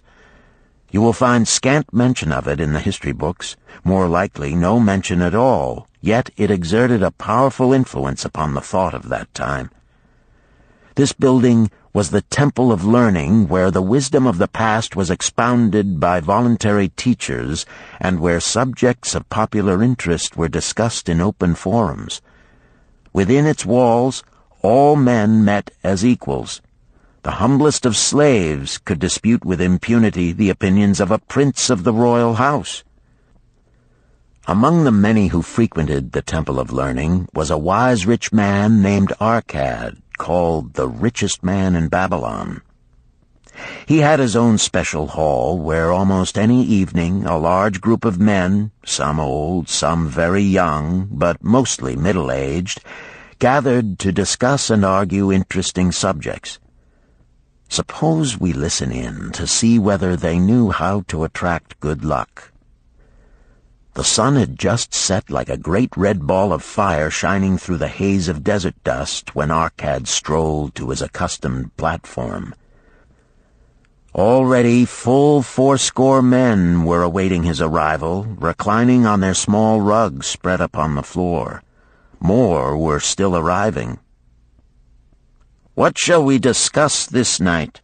Arcad inquired. After a brief hesitation, a tall cloth weaver addressed him, arising as was the custom. "I have a subject I would like to hear discussed, yet hesitate to offer, lest it seem ridiculous to you, Arcad, and my good friends here." Upon being urged to offer it, both by Arcad and by calls from the others, he continued, "This day I have been lucky, for I have found a purse in which there are pieces of gold. To continue to be lucky is my great desire. Feeling that all men share with me this desire, I do suggest we debate how to attract good luck, that we may discover ways it can be enticed to one." "A most interesting subject has been offered," Arcad commented. "One most worthy of our discussion. To some men, good luck bespeaks but a chance happening that, like an accident, may befall one without purpose or reason. Others do believe that the instigator of all good fortune is our most bounteous goddess Ashtar, ever anxious to reward with generous gifts those who please her. Speak up, my friends, what say you? Shall we seek to find if there be means by which good luck may be enticed to visit each and all of us?" "Yea, yea, and much of it," responded the growing group of eager listeners. Thereupon Arcad continued, "To start our discussion, let us first hear from those among us who have enjoyed experiences similar to that of the cloth weaver in finding or receiving, without effort upon their part, valuable treasures or jewels." There was a pause in which all looked about, expecting someone to reply, but no one did. "What? No one?" Arcad asked. Then rare indeed must be this kind of good luck. Who now will offer a suggestion as to where we shall continue our search?" "That I will do," spoke a well-robed young man, arising. "When a man speaketh of luck, is it not natural that his thoughts turn to the gaming tables? Is it not there we find many men courting the favor of the goddess in hope she will bless them with rich winnings?" As he resumed his seat, a voice called, "Do not stop! Continue thy story. Tell us, didst thou find favor with the goddess at the gaming tables? Did she turn the cubes with red side up, so thou filled thy purse at the dealer's expense? Or did she permit the blue sides to come up, so the dealer raked in thy hard-earned pieces of silver?" The young man joined the good-natured laughter, then replied, "I am not averse to admitting she seemed not to know I was even there. But how about the rest of you? Have you found her waiting about such places to roll the cubes in your favor? We are eager to hear as well as to learn." "A wise start," broke in Arcad. "We meet here to consider all sides of each question. To ignore the gaming table would be to overlook an instinct common to most men, the love of taking a chance with a small amount of silver in the hope of winning much gold." "That doth remind me of the races but yesterday," called out another listener. "If the goddess frequents the gaming tables, certainly she doth not overlook the races where the gilded chariots and the foaming horses offer far more excitement. Tell us honestly, Arcad, didst she whisper to you to place your bet upon those gray horses from Nineveh yesterday? I was standing just behind thee, and could scarce believe my ears when I heard thee place thy bet upon the grays. Thou knowest as well as any of us that no team in all Assyria can beat our beloved bays in a fair race. Didst the goddess whisper in thy ear to bet upon the grays, because at the last turn the inside black would stumble and so interfere with our bays that the grays would win the race and score an unearned victory?" Arcad smiled indulgently at the banter. "What reason have we to feel the good goddess would take that much interest in any man's bet upon a horse race? To me she is a goddess of love and dignity, whose pleasure it is to aid those who are in need and to reward those who are deserving. I look to find her, not at the gaming tables or the races where men lose more gold than they win, but in other places where the doings of men are more worthwhile and more worthy of reward. In tilling the soil, in honest trading, in all of man's occupations, there is opportunity to make a profit upon his efforts and his transactions. Perhaps not all the time will he be rewarded, because sometimes his judgment may be faulty, and other times the winds and the weather may defeat his efforts. Yet, if he persists, he may usually expect to realize his profit. This is so because the chances of profit are always in his favor. But when a man playeth the games, the situation is reversed, for the chances of profit are always against him, and always in favor of the gamekeeper. The game is so arranged that it will always favor the keeper. It is his business at which he plans to make a liberal profit for himself from the coins bet by the players. Few players realize how certain are the gamekeeper's profits and how uncertain are their own chances to win. For example, let us consider wagers placed upon the cube. Each time it is cast, we bet which side will be uppermost. If it be the red side, the game master pays to us 4 times our bet. But if any other of the 5 sides come uppermost, we lose our bet. Thus, the figures show that for each cast we have 5 chances to lose, but because the red pays 4 for 1, we have 4 chances to win. In a night's play, the game master can expect to keep for his profit 1/5 of all the coins wagered. Can a man expect to win more than occasionally against odds so arranged that he should lose 1/5 of all his bets? Yet some men do win large sums at times, volunteered one of the listeners. Quite so, they do, Arcad continued. Realizing this, the question comes to me whether money secured in such ways brings permanent value to those who are thus lucky. Among my acquaintances are many of the successful men of Babylon, yet among them I am unable to name a single one who started his success from such a source. You who are gathered here tonight know many more of our substantial citizens. To me, it would be of much interest to learn how many of our successful citizens can credit the gaming tables with their start to success. Suppose each of you tell of those you know. What say you? After a prolonged silence, a wag ventured, "Wouldst thy inquiry include the gamekeepers?" "If you think of no one else," Arcad responded. "If not one of you can think of anyone else, then how about yourselves? Are there any consistent winners with us who hesitate to advise such a source for their incomes?" His challenge was answered by a series of groans from the rear, taken up and spread amid much laughter.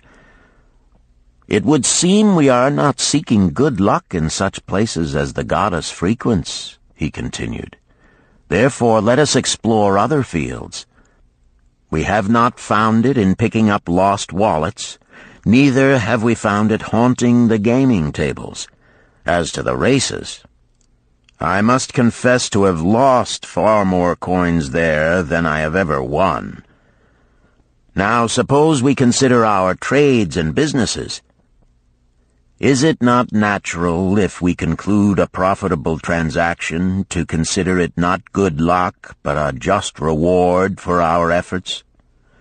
I am inclined to think we may be overlooking the gifts of the goddess.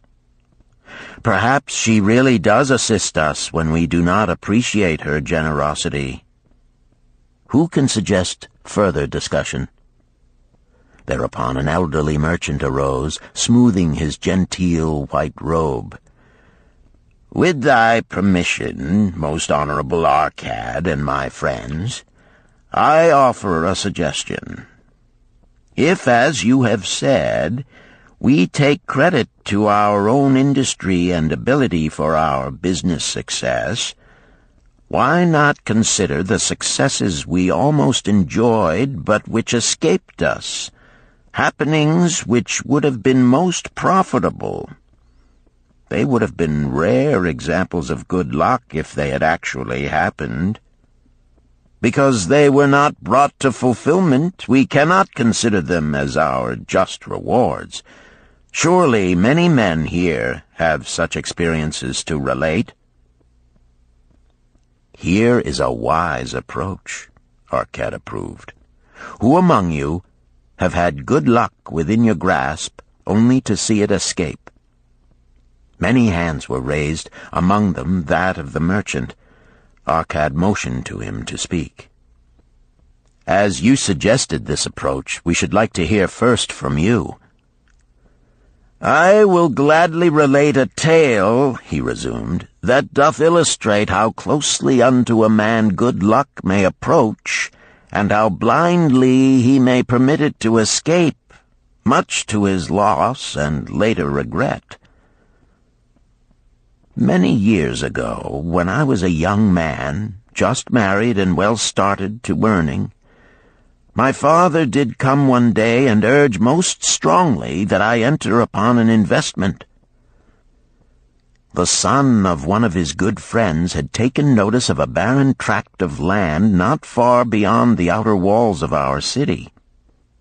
It lay high above the canal where no water could reach it. The son of my father's friend devised a plan to purchase this land, build 3 large water wheels that could be operated by oxen, and thereby raise the life-giving waters to the fertile soil. This accomplished, he planned to divide it into small tracts and sell to the residents of the city for herb patches. The son of my father's friend did not possess sufficient gold to complete such an undertaking. Like myself, he was a young man earning a fair sum. His father, like mine, was a man of large family and small means. He therefore decided to interest a group of men to enter the enterprise with him. The group was to comprise 12, each of whom must be a money earner and agree to pay 1/10 of his earnings into the enterprise until the land was made ready for sale. All would then share justly in the profits in proportion to their investment. "Thou, my son," bespoke my father unto me, "art now in thy young manhood. It is my deep desire that thou begin the building of a valuable estate for thyself, that thou mayest become respected among men. I desire to see thou profit from a knowledge of the thoughtless mistakes of thy father." "This do I most ardently desire, my father," I replied. "Then this do I advise. Do what I should have done at thy age. From thy earnings keep out 1/10 to put into favorable investments. With this 1/10 of thy earnings, and what it will also earn, thou canst, before thou art my age, accumulate for thyself a valuable estate." "Thy words are words of wisdom, my father. Greatly do I desire riches. Yet there are many uses to which my earnings are called. Therefore do I hesitate to do as thou dost advise. I am young. There is plenty of time." "So I thought at thy age. Yet behold, many years have passed, and I have not yet made the beginning." "We live in a different age, my father. I shall avoid thy mistakes." "Opportunity stands before thee, my son. It is offering a chance that may lead to wealth. I beg of thee, do not delay. Go upon the morrow to the son of my friend, and bargain with him to pay 10% of thy earnings into this investment. Go promptly upon the morrow. Opportunity waits for no man. Today it is here, soon it is gone, therefore delay not." In spite of the advice of my father, I did hesitate. There were beautiful new robes just brought by the tradesmen from the East, robes of such richness and beauty my good wife and I felt we must each possess one. Should I agree to pay 1/10 of my earnings into the enterprise, we must deprive ourselves of these and other pleasures we dearly desired. I delayed making a decision until it was too late, much to my subsequent regret. The enterprise did prove to be more profitable than any man had prophesied. This is my tale, showing how I did permit good luck to escape. In this tale, we see how good luck waits to come to that man who accepts opportunity, commented a swarthy man of the desert. To the building of an estate, there must always be the beginning. That start may be a few pieces of gold or silver which a man diverts from his earnings to his first investment. I, myself, am the owner of many herds. The start of my herds I did begin when I was a mere boy, and did purchase with 1 piece of silver a young calf. This, being the beginning of my wealth, was of great importance to me. To take his first start to building an estate is as good luck as can come to any man. With all men, that first step, which changes them from men who earn from their own labor to men who draw dividends from the earnings of their gold, is important. Some fortunately take it when young and thereby outstrip in financial success those who do take it later, or those unfortunate men, like the father of this merchant, who never take it. Had our friend the merchant taken this step in his early manhood when this opportunity came to him, this day he would be blessed with much more of this world's goods. Should the good luck of our friend the cloth weaver cause him to take such a step at this time, it will indeed be but the beginning of much greater good fortune. "Thank you. I like to speak also," a stranger from another country arose. "I am a Syrian. Not so well do I speak your tongue. I wish to call this friend, the merchant, a name. Maybe you think it not polite, this name. Yet I wish to call him that. But, alas, I not know your word for it. If I do call it in Syrian, you will not understand. Therefore, please, some good gentleman, tell me that right name you call man who puts off doing those things that mighty good for him." "Procrastinator!" called a voice. "That's him!" shouted the Syrian, waving his hands excitedly. "He accepts not opportunity when she comes. He waits. He says, I have much business right now. By and by I talk to you. Opportunity she will not wait for such slow fellow. She thinks if a man desires to be lucky he will step quick. Any man who not step quick when opportunity comes. He, big procrastinator like our friend, this merchant." The merchant arose and bowed good-naturedly in response to the laughter. "My admiration to thee, stranger within our gates, who hesitates not to speak the truth." And now let us hear another tale of opportunity. Who has for us another experience? Demanded Arcad. "I have," responded a red-robed man of middle age. "I am a buyer of animals, mostly camels and horses. Sometimes I do also buy the sheep and goats. The tale I am about to relate will tell truthfully how opportunity came one night when I did least expect it. Perhaps for this reason I did let it escape. Of this you shall be the judge.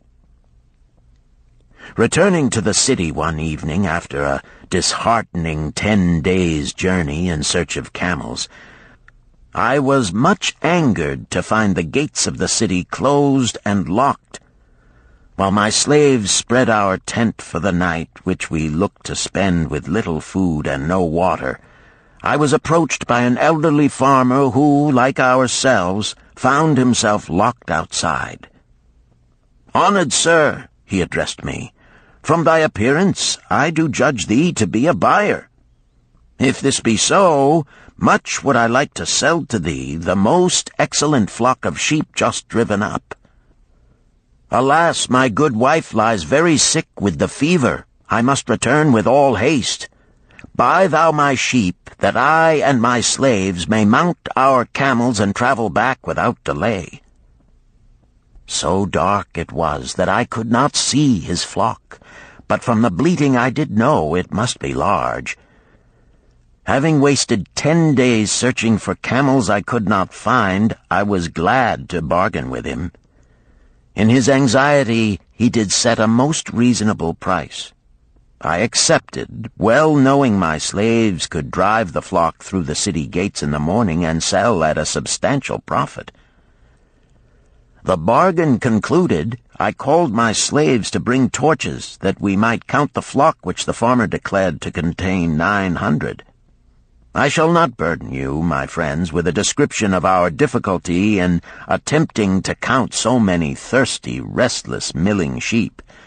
It proved to be an impossible task. Therefore, I bluntly informed the farmer I would count them at daylight and pay him then.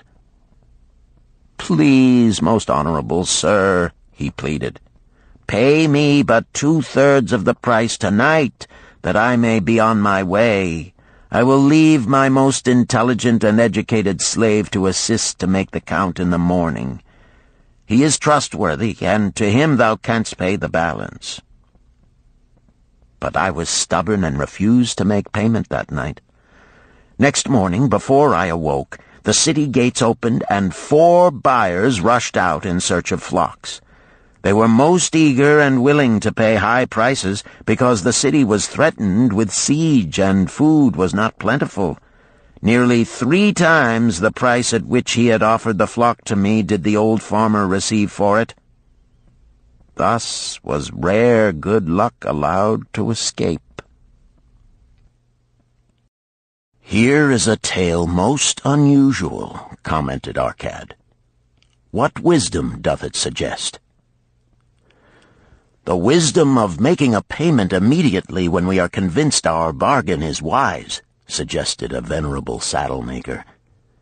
"If the bargain be good, then dost thou need protection against thy own weaknesses as much as against any other man. We mortals are changeable. Alas, I must say more apt to change our minds when right than wrong. Wrong, we are stubborn indeed. Right, we are prone to vacillate and let opportunity escape.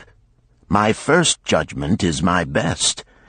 Yet always have I found it difficult to compel myself to proceed with a good bargain when made. Therefore, as a protection against my own weaknesses, I do make a prompt deposit thereon.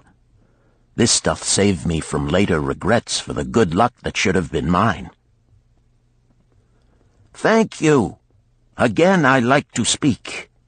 The Syrian was upon his feet once more. "These tales much alike. Each time opportunity fly away for same reason.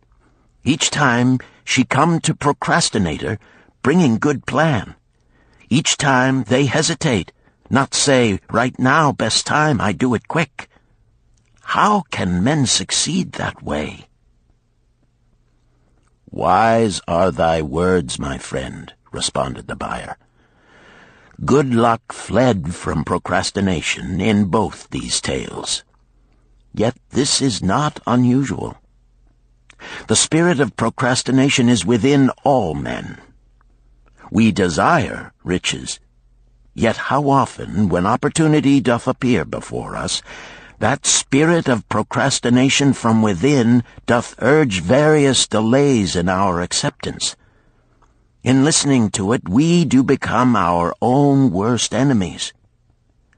In my younger days, I did not know it by this long word our friend from Syria doth enjoy. I did think at first it was my own poor judgment that did cause me loss at many profitable trades. Later I did credit it to my stubborn disposition.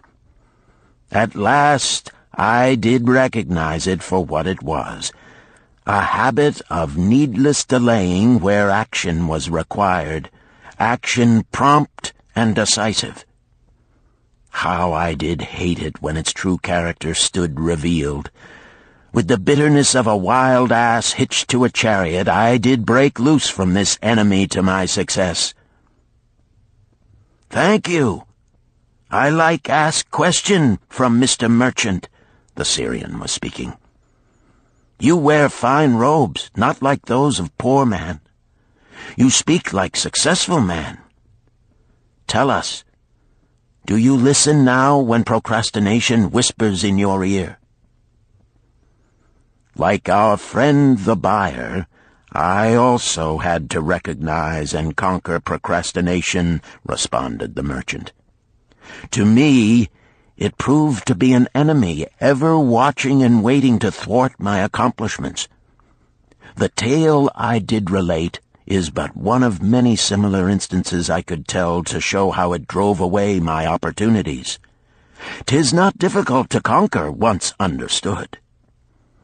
No man willingly permits the thief to rob his bins of grain, nor does any man willingly permit an enemy to drive away his customers and rob him of his profits. When once I did recognize that such acts as these my enemy was committing, with determination I conquered him. So must every man master his own spirit of procrastination before he can expect to share in the rich treasures of Babylon.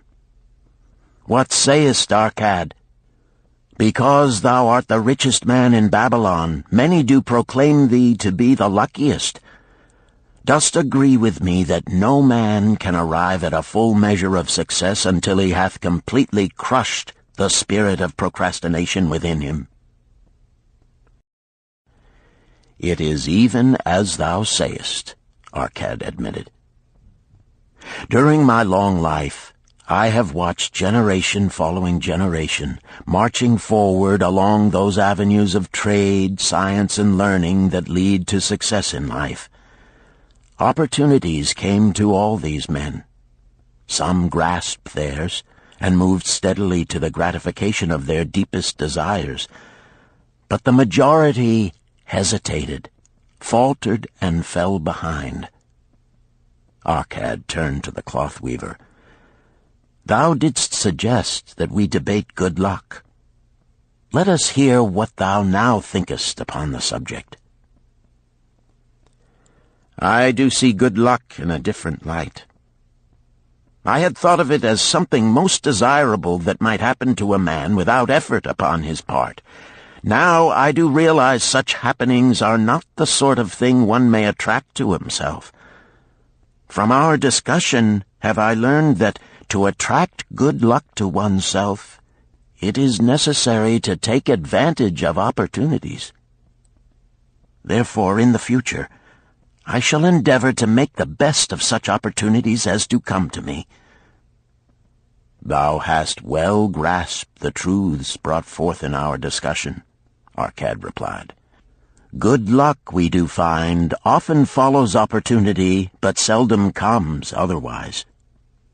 Our merchant friend would have found great good luck had he accepted the opportunity the good goddess did present to him.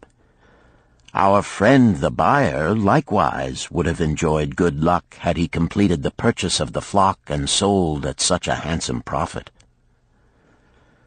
We did pursue this discussion to find a means by which good luck could be enticed to us. I feel that we have found the way.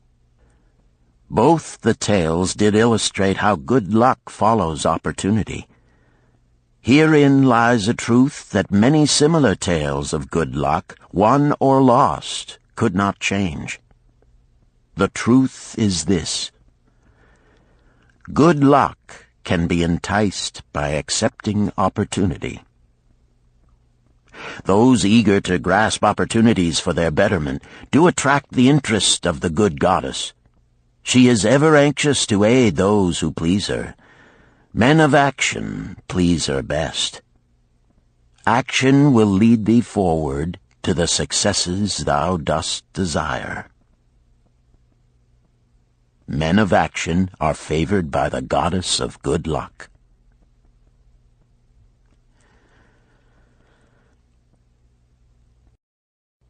Chapter 5. The 5 Laws of Gold.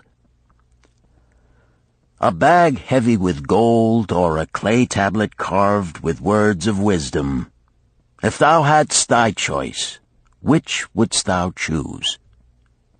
By the flickering light from the fire of desert shrubs, the sun-tanned faces of the listeners gleamed with interest. "The gold! The gold!" chorused the 27. Old Calibab smiled knowingly. "Hark!" he resumed, raising his hand. "Hear the wild dogs out there in the night? They howl and wail because they are lean with hunger. Yet feed them, and what do they? Fight and strut. Then fight and strut some more, giving no thought to the morrow that will surely come. Just so it is with the sons of men. Give them a choice of gold and wisdom. What do? Ignore the wisdom and waste the gold. On the morrow they wail because they have no more gold. Gold is reserved for those who know its laws and abide by them." Calabab drew his white robe close about his lean legs, for a cool night wind was blowing. "Because thou hast served me faithfully upon our long journey, because thou cared well for my camels, because thou toiled uncomplainingly across the hot sands of the desert, because thou fought bravely the robbers that sought to despoil my merchandise, I will tell thee this night the tale of the 5 laws of gold, such a tale as thou never hast heard before. Hark ye with deep attention to the words I speak, for if you grasp their meaning and heed them, in the days that come thou shalt have much gold." He paused impressively. Above, in a canopy of blue, the stars shone brightly in the crystal-clear skies of Babylonia. Behind the group loomed their faded tents tightly staked against possible desert storms. Beside the tents were neatly stacked bales of merchandise covered with skins. Nearby, the camel herd sprawled in the sand, some chewing their cuds contentedly, others snoring in hoarse discord. "Thou hast told us many good tales, Calab," spoke up the chief packer. "We look to thy wisdom to guide us upon the morrow when our service with thee shall be at an end." "I have but told thee of my adventures in strange and distant lands, but this night I shall tell thee of the wisdom of Arkad, the wise rich man." "Much have we heard of him," acknowledged the chief packer, "for he was the richest man that ever lived in Babylon." "The richest man he was, and that because he was wise in the ways of gold, even as no man had ever been before him. This night shall I tell you of his great wisdom as it was told to me by Nomasir, his son, many years ago in Nineveh, when I was but a lad. My master and myself had tarried long into the night in the palace of Nomasir. I had helped my master bring great bundles of fine rugs, each one to be tried by Nomasir until his choice of colors was satisfied. At last he was well pleased, and commanded us to sit with him and to drink a rare vintage, odorous to the nostrils and most warming to my stomach, which was unaccustomed to such a drink. Then did he tell us this tale of the great wisdom of Arkad, his father, even as I shall tell it to you. In Babylon it is the custom, as you know, that the sons of wealthy fathers live with their parents in expectation of inheriting the estate. Arkad did not approve of this custom. Therefore, when Nomasir reached the man's estate, he sent for the young man and addressed him. "My son, it is my desire that thou succeed to my estate. Thou must, however, first prove that thou art capable of wisely handling it. Therefore, I wish that thou go out into the world and show thy ability both to acquire gold and to make thyself respected among men. To start thee well, I will give thee 2 things of which I myself was denied when I started as a poor youth to build up a fortune. First, I give thee this bag of gold. If thou use it wisely, it will be the basis of thy future success. Second, I give thee this clay tablet upon which is carved the 5 laws of gold. If thou dost but interpret them in thy own acts, they shall bring thee competence and security. 10 years from this day come thou back to the house of thy father and give account of thyself. If thou prove worthy, I will then make thee the heir to my estate. Otherwise I will give it to the priests that they may barter for my soul the kind consideration of the gods." So Nomasir went forth to make his own way, taking his bag of gold the clay tablet carefully wrapped in silken cloth, his slave, and the horses upon which they rode. The 10 years passed, and Nomasir, as he had agreed, returned to the house of his father, who provided a great feast in his honor, to which he invited many friends and relatives. After the feast was over, the father and mother mounted their throne-like seats at one side of the great hall, and Nomasir stood before them to give an account of himself as he had promised his father. It was evening. The room was hazy with smoke from the wicks of the oil lamps that but dimly lighted it. Slaves in white woven jackets and tunics fanned the humid air rhythmically with long-stemmed palm leaves. A stately dignity colored the scene. The wife of Nomasir and his 2 young sons, with friends and other members of the family, sat upon rugs behind him, eager listeners. "My father," he began deferentially, "I bow before thy wisdom. 10 years ago, when I stood at the gates of manhood, thou bade me go forth and become a man among men, instead of remaining a vassal to thy fortune. Thou gave me liberally of thy gold. Thou gave me liberally of thy wisdom. Of the gold, alas, I must admit of a disastrous handling. It fled indeed from my inexperienced hands, even as a wild hare flees at the first opportunity from the youth who captures it." The father smiled indulgently. "Continue, my son. Thy tale interests me in all its details." I decided to go to Nineveh, as it was a growing city, believing that I might find there opportunities. I joined a caravan, and among its members made numerous friends. 2 well-spoken men who had a most beautiful white horse, as fleet as the wind, were among these. As we journeyed, they told me in confidence that in Nineveh was a wealthy man who owned a horse so swift that it had never been beaten. Its owner believed that no horse living could run with greater speed. Therefore would he wager any sum, however large, that his horse could outspeed any horse in all Babylonia. Compared to their horse, so my friend said, it was but a lumbering ass that could be beaten with ease. They offered, as a great favor, to permit me to join them in a wager. I was quite carried away with the plan. Our horse was badly beaten, and I lost much of my gold. The father laughed. Later, I discovered that this was a deceitful plan of these men, and they constantly journeyed with caravans seeking victims. You see, the man in Nineveh was their partner and shared with them the bets he won. This shrewd deceit taught me my first lesson in looking out for myself. I was soon to learn another, equally bitter. In the caravan was another young man with whom I became quite friendly. He was the son of wealthy parents and, like myself, journeying to Nineveh to find a suitable location.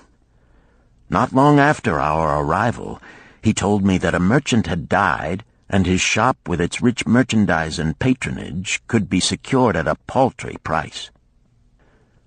Saying that we would be equal partners, but first he must return to Babylon to secure his gold, he prevailed upon me to purchase the stock with my gold, agreeing that his would be used later to carry on our venture.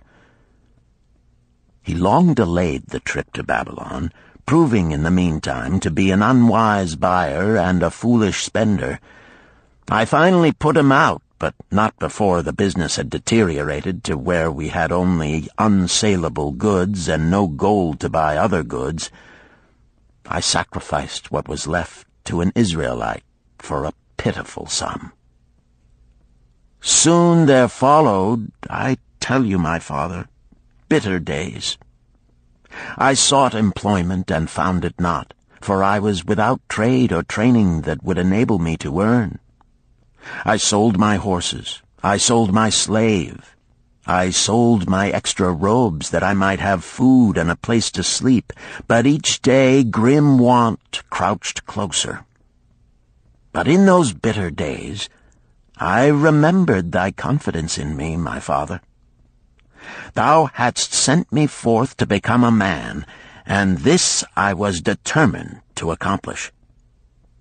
The mother buried her face and wept softly.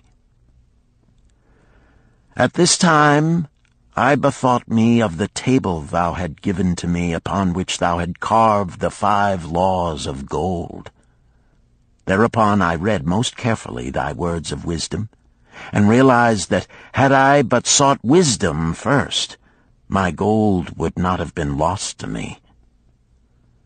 I learned by heart each law, and determined that when once more the goddess of good fortune smiled upon me, I would be guided by the wisdom of age, and not by the inexperience of youth.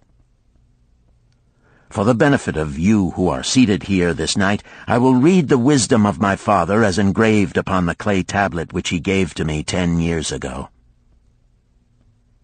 The 5 laws of gold. 1.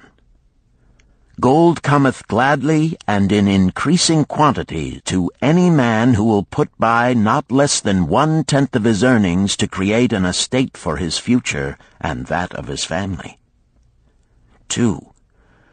Gold laboreth diligently and contentedly for the wise owner who finds for it profitable employment, multiplying even as the flocks of the field. 3. Gold clingeth to the protection of the cautious owner who invests it under the advice of men wise in its handling. 4. Gold slippeth away from the man who invests it in businesses or purposes with which he is not familiar, or which are not approved by those skilled in its keep. 5. Gold flees the man who would force it to impossible earnings, or who followeth the alluring advice of tricksters and schemers, or who trusts it to his own inexperience and romantic desires in investment. These are the 5 laws of gold as written by my father. I do proclaim them as of greater value than gold itself, as I will show by the continuance of my tale. He again faced his father. I have told thee of the depth of poverty and despair to which my inexperience brought me. However, there is no chain of disasters that will not come to an end. Mine came when I secured employment managing a crew of slaves working upon the new outer wall of the city. Profiting from my knowledge of the first law of gold, I saved a copper from my first earnings, adding to it at every opportunity until I had a piece of silver. It was a slow procedure, for one must live. I did spend grudgingly, I admit, because I was determined to earn back before the 10 years were over as much gold as you, my father, had given to me. One day the slave-master with whom I had become quite friendly said to me, "Thou art a thrifty youth who spends not wantonly what he earns. Hast thou gold put by that is not earning?" "Yes," I replied. "It is my greatest desire to accumulate gold, to replace that which my father gave to me and which I have lost. 'Tis a worthy ambition, I will grant. And do you know that the gold which you have saved can work for you and earn much more gold?" "Alas, my experience has been bitter, for my father's gold has fled from me, and I am in much fear lest my own do the same." "If thou hast confidence in me, I will give thee a lesson in the profitable handling of gold," he replied. "Within a year the outer wall will be complete and ready for the great gates of bronze that will be built at each entrance to protect the city from the king's enemies. In all Nineveh there is not enough metal to make these gates, and the king has not thought to provide it. Here is my plan. A group of us will pool our gold and send a caravan to the mines of copper and tin which are distant, and bring to Nineveh the metal for the gates. When the king says, 'Make the great gates,' we alone can supply the metal, and a rich price he will pay. If the king will not buy from us, we will yet have the metal which can be sold for a fair price." In his offer, I recognized an opportunity to abide by the third law and invest my savings under the guidance of wise men. Nor was I disappointed. Our pool was a success, and my small store of gold was greatly increased by the transaction. In due time, I was accepted as a member of this same group in other ventures. They were men wise in the profitable handling of gold. They talked over each plan presented with great care before entering upon it. They would take no chance on losing their principal or tying it up in unprofitable investments from which their gold could not be recovered. Such foolish things as the horse race and the partnership into which I had entered with my inexperience would have had scant consideration with them. They would have immediately pointed out their weaknesses. Through my association with these men, I learned to safely invest gold to bring profitable returns. As the years went on, my treasure increased more and more rapidly. I not only made back as much as I lost, but much more. Through my misfortunes, my trials, and my success, I have tested time and again the wisdom of the 5 laws of gold, my father, and have proven them true in every test.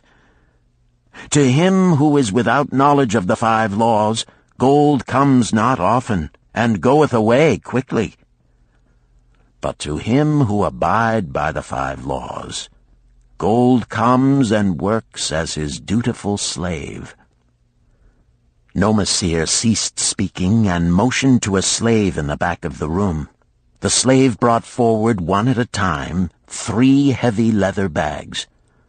One of these Nomasir took and placed upon the floor before his father, addressing him again.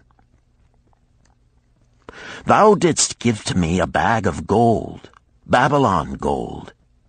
Behold, in its place I do return to thee a bag of Nineveh gold of equal weight, an equal exchange, as all will agree.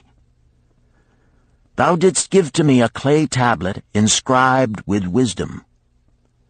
Behold, in its stead I do return 2 bags of gold."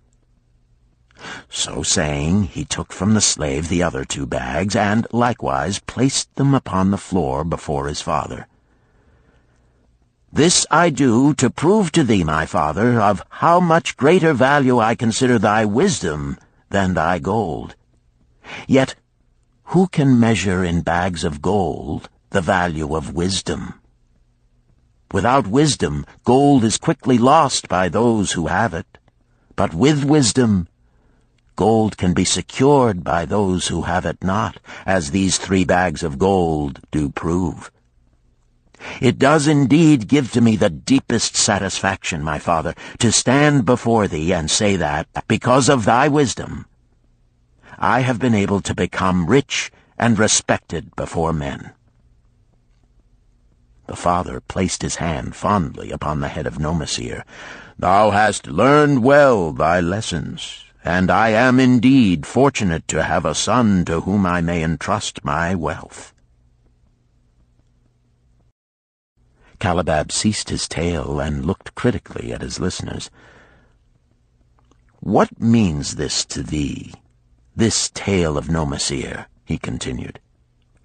"Who among thee can go to thy father or to the father of thy wife and give an account of wise handling of his earnings?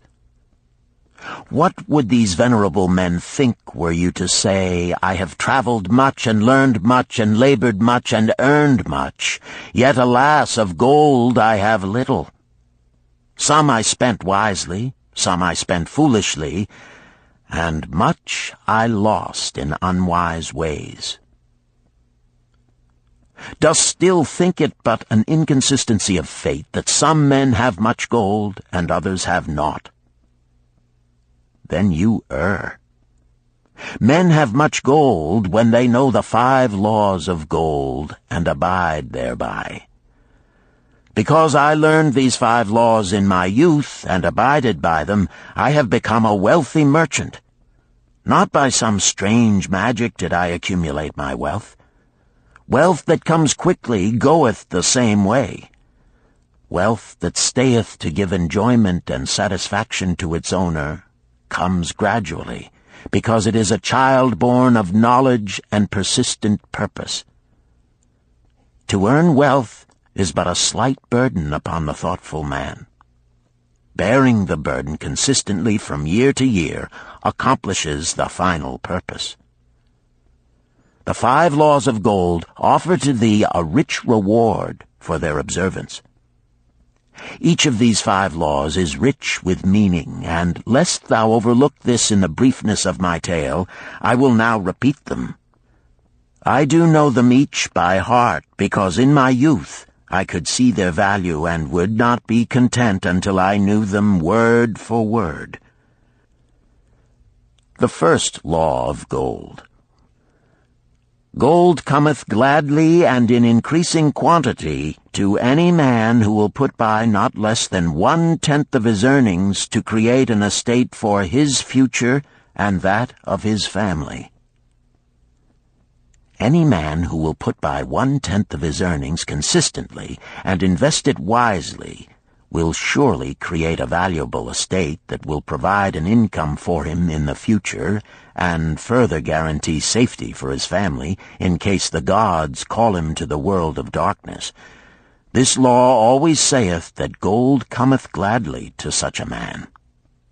I can truly certify this in my own life. The more gold I accumulate, the more readily it comes to me, and in increased quantities.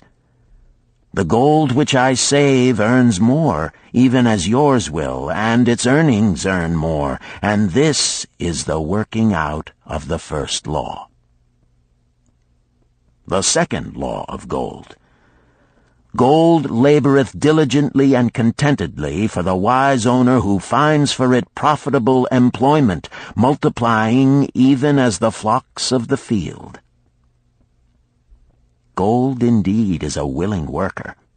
It is ever eager to multiply when opportunity presents itself. To every man who hath a store of gold set by, opportunity comes for its most profitable use. As the years pass, it multiplies itself in surprising fashion. The third law of gold. Gold clingeth to the protection of the cautious owner who invests it under the advice of men wise in its handling. Gold indeed clingeth to the cautious owner, even as it flees the careless owner. The man who seeks the advice of men wise in handling gold soon learneth not to jeopardize his treasure, but to preserve in safety and to enjoy in contentment its consistent increase. This ends Disc 2. The Richest Man in Babylon, Disc 3. The fourth law of gold.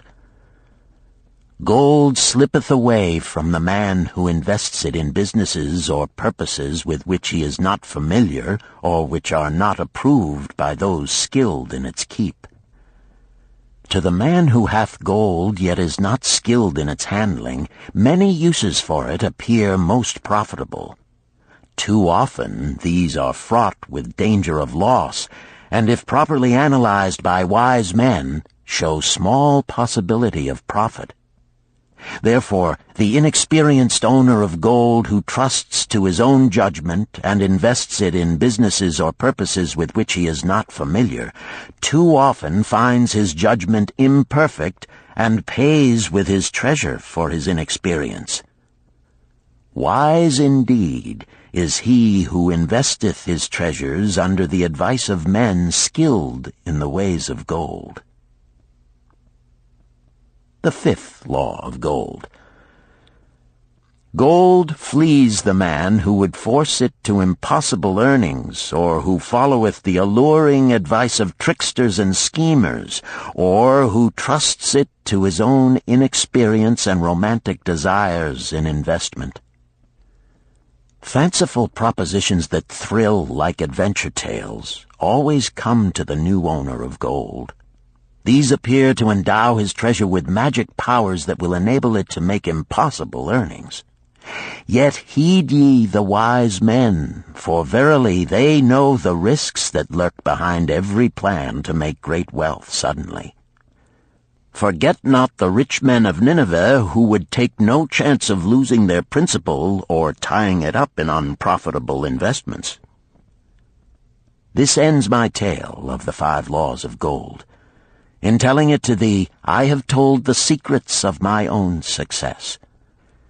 Yet they are not secrets, but truths which every man must first learn and then follow who wishes to step out of the multitude that, like yon wild dogs, must worry each day for food to eat.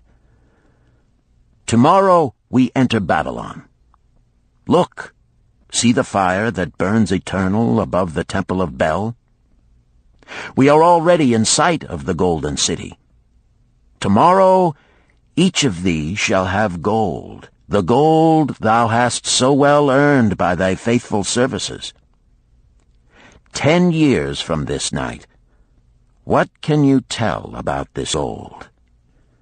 If there be men among you who, like Nomasir, will use a portion of their gold to start for themselves an estate and be thenceforth wisely guided by the wisdom of Arkad, 10 years from now, 'tis a safe wager, like the son of Arkad, they will be rich and respected among men. Our wise acts accompany us through life to please us and to help us. Just as surely our unwise acts follow us to plague and torment us. Alas, they cannot be forgotten. In the front rank of the torments that do follow us are the memories of the things we should have done, of the opportunities which came to us, and we took not. Rich are the treasures of Babylon. So rich no man can count their value in pieces of gold. Each year they grow richer and more valuable. Like the treasures of every land, they are a reward, a rich reward awaiting those men of purpose who determine to secure their just share.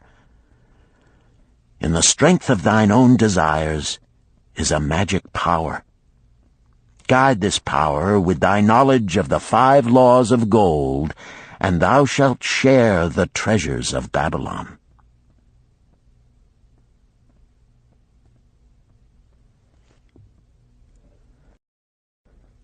Chapter 6.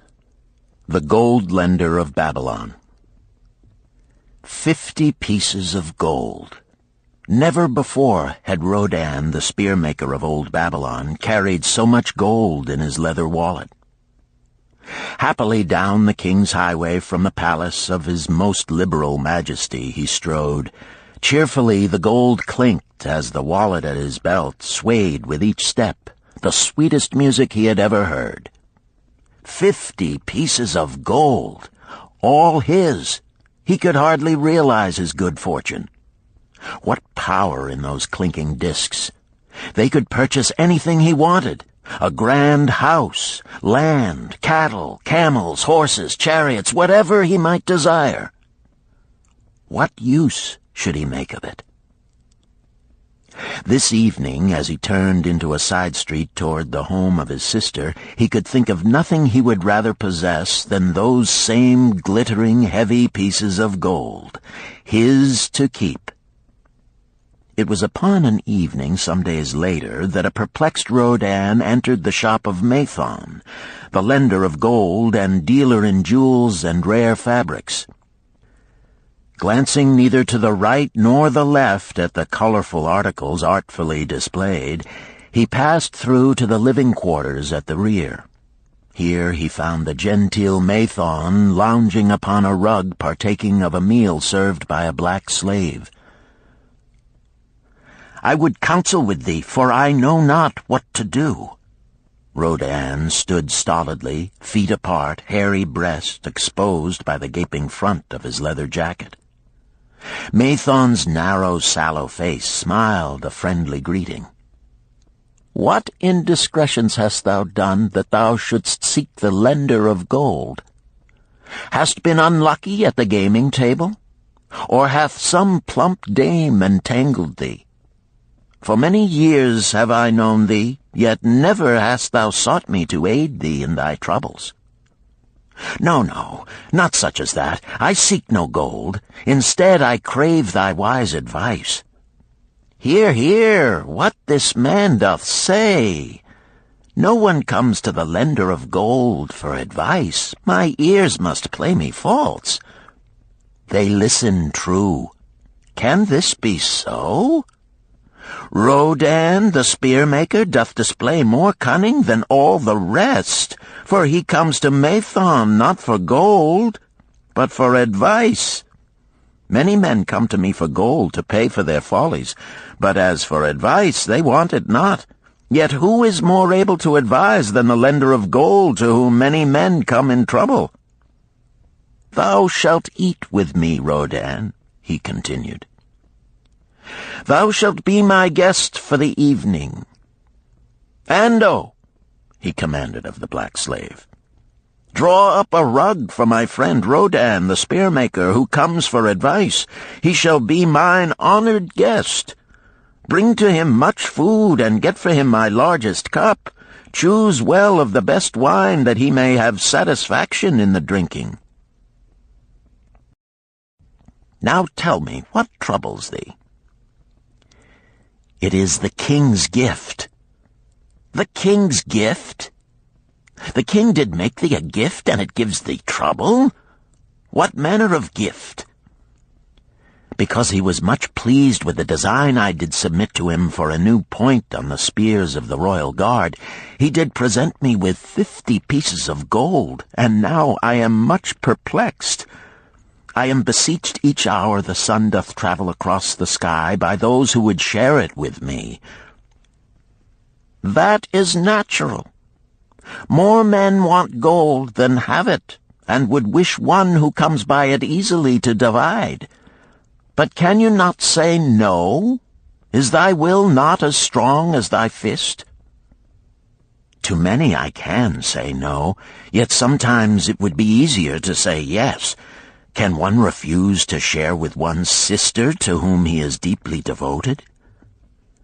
"Surely thy own sister would not wish to deprive thee of enjoying thy reward?" "But it is for the sake of Araman, her husband, whom she wishes to see a rich merchant.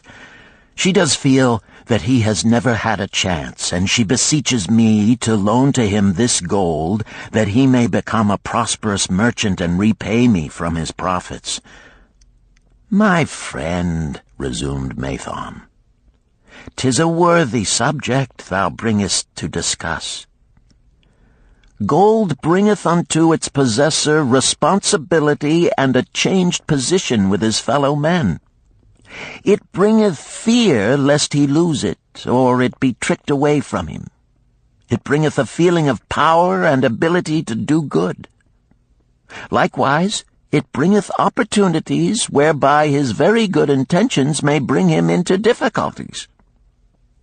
Didst ever hear of the farmer of Nineveh who could understand the language of animals? I wot not, for 'tis not the kind of tale men like to tell over the bronze-caster's forge.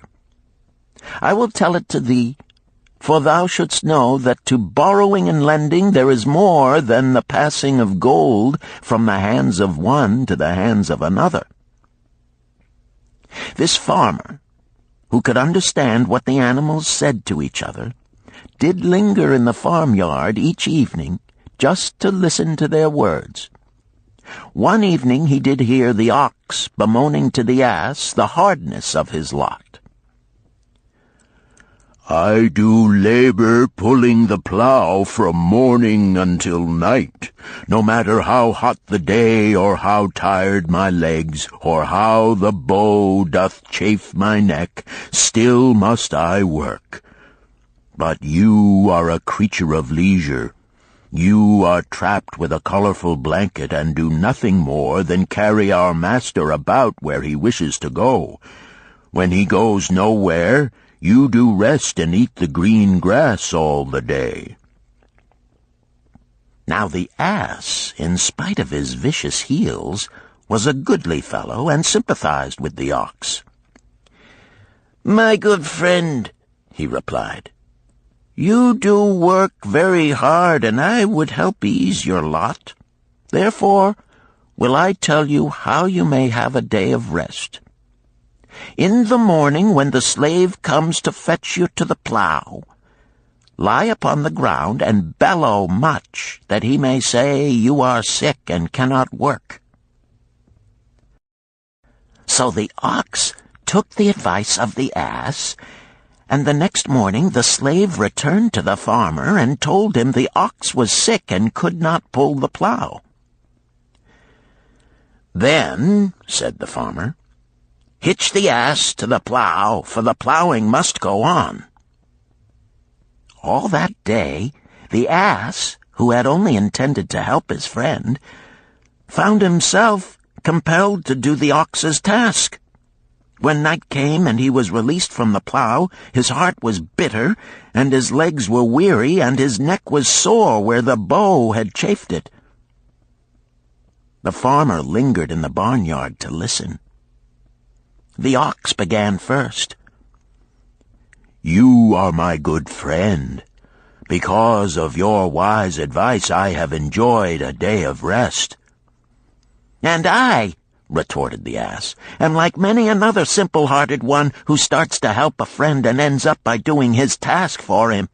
Hereafter you draw your own plow, for I did hear the master tell the slave to send for the butcher were you sick again.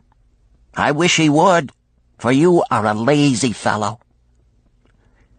Thereafter they spoke to each other no more. This ended their friendship. "Canst thou tell the moral to this tale, Rodan?" "'Tis a good tale," responded Rodan, "but I see not the moral." "I thought not that you would, but it is there, and simple too. Just this: if you desire to help thy friend, do so in a way that will not bring thy friend's burdens upon thyself." "I had not thought of that. It is a wise moral. I wish not to assume the burdens of my sister's husband. But tell me, you lend to many. Do not the borrowers repay?" Mathon smiled the smile of one whose soul is rich with much experience. "Could a loan be well made if the borrower cannot repay? Must not the lender be wise and judge carefully whether his gold can perform a useful purpose to the borrower and return to him once more? Or whether it will be wasted by one unable to use it wisely and leave him without his treasure, and leave the borrower with a debt he cannot repay? I will show to thee the tokens in my token chest, and let them tell thee some of their stories." Into the room he brought a chest as long as his arm, covered with red pigskin and ornamented with bronze designs. He placed it upon the floor and squatted before it, both hands upon the lid. "From each person to whom I lend, I do exact a token for my token chest, to remain there until the loan is repaid. When they repay, I give it back. But if they never repay, it will always remind me of one who was not faithful to my confidence. The safest loans, my token box tells me, are to those whose possessions are of more value than the one they desire. They own lands or jewels or camels or other things which could be sold to repay the loan. Some of the tokens given to me are jewels of more value than the loan. Others are promises that if the loan be not repaid as agreed, they will deliver to me certain property settlement. On loans like those I am assured that my gold will be returned with the rental thereon, for the loan is based on property. In another class are those who have the capacity to earn. They are such as you, who labor or serve and are paid. They have income. And if they are honest and suffer no misfortune, I know that they also can repay the gold I loan them and the rental to which I am entitled. Such loans are based on human effort. Others are those who have neither property nor assured earning capacity. Life is hard, and there will always be some who cannot adjust themselves to it. Alas for the loans I make them! Even though they be no larger than a pence, my token box may censure me in the years to come unless they be guaranteed by good friends of the borrower who know him honorable. Mathon released the clasp and opened the lid. Rodan leaned forward eagerly. At the top of the chest, a bronze neckpiece lay upon a scarlet cloth. Mathon picked up the piece and patted it affectionately. "This shall always remain in my token chest, because the owner has passed on into the great darkness. I treasure it, his token, and I treasure his memory, for he was my good friend. We traded together with much success until out of the East he brought a woman to wed, beautiful, but not like our women, a dazzling creature. He spent his gold lavishly to gratify her desires. He came to me in distress when his gold was gone. I counseled with him. I told him I would help him to once more master his own affairs. He swore by the sign of the great bull that he would. But it was not to be. In a quarrel, she thrust a knife into the heart he dared her to pierce." "And she?" questioned Rodan. "Yes, of course. This was hers." He picked up the scarlet cloth. "In bitter remorse, she threw herself into the Euphrates. These 2 loans will never be repaid. The chest tells you, Rodan, that humans in the throes of great emotions are not safe risks for the gold lender. Here, now, this is different." He reached for a ring carved of ox-bone. "This belongs to a farmer. I buy the rugs of his women. The locusts came, and they had not food. I helped him, and when the new crop came, he repaid me. Later he came again and told of strange goats in a distant land, as described by a traveler. They had long hair so fine and soft it would weave into rugs more beautiful than any ever seen in Babylon. He wanted a herd, but he had no money. So I did lend him gold to make the journey and bring back goats.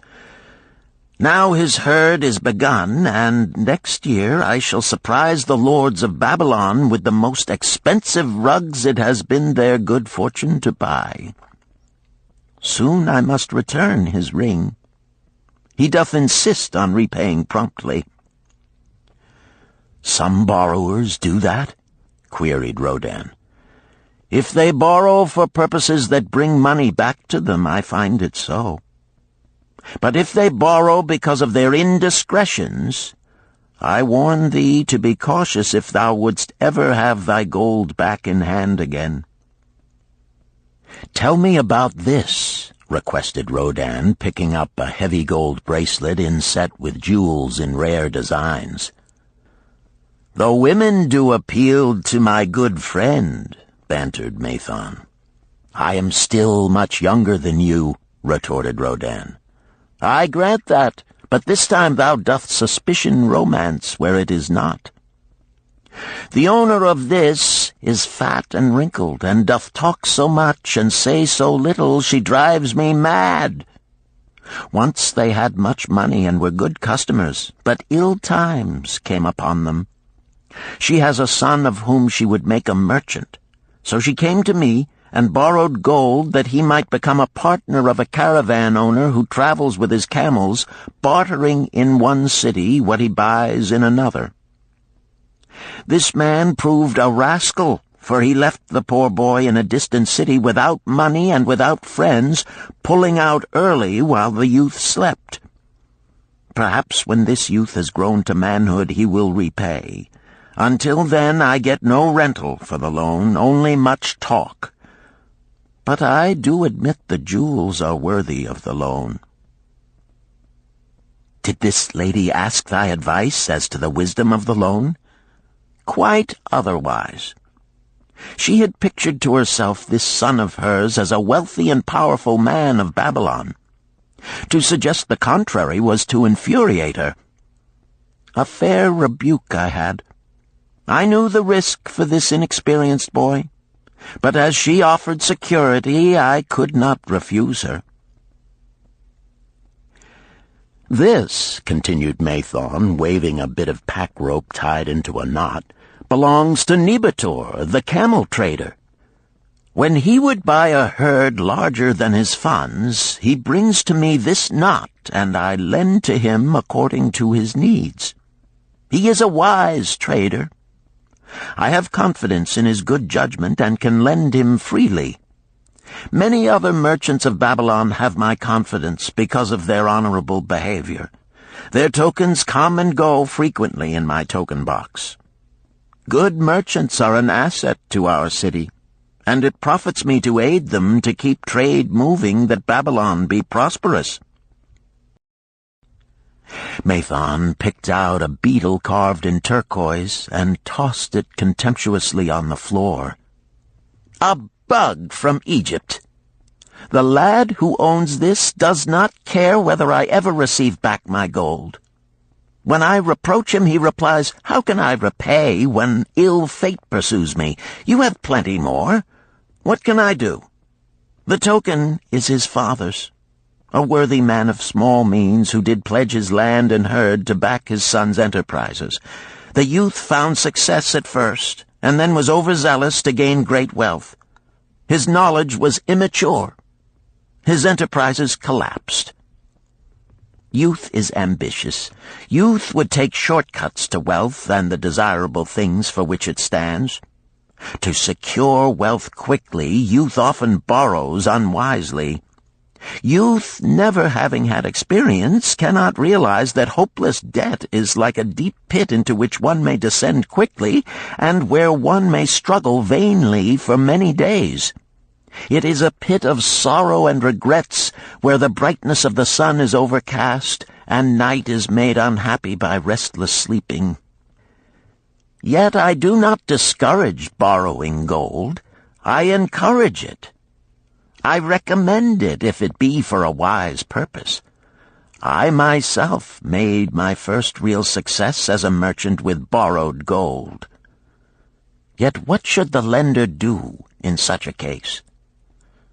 The youth is in despair and accomplishes nothing. He is discouraged. He makes no effort to repay. My heart turns against depriving the father of his land and cattle." "You tell me much that I am interested to hear," ventured Rodin, "but I hear no answer to my question. Should I lend my 50 pieces of gold to my sister's husband? They mean much to me." "Thy sister is a sterling woman whom I do much esteem. Should her husband come to me and ask to borrow 50 pieces of gold, I should ask him for what purpose he would use it. If he answered that he desired to become a merchant like myself and deal in jewels and rich furnishings, I would say, 'What knowledge have you of the ways of trade? Do you know where you can buy at lowest cost? Do you know where you can sell at a fair price? Could he say yes to these questions? No, he could not, Rodin admitted.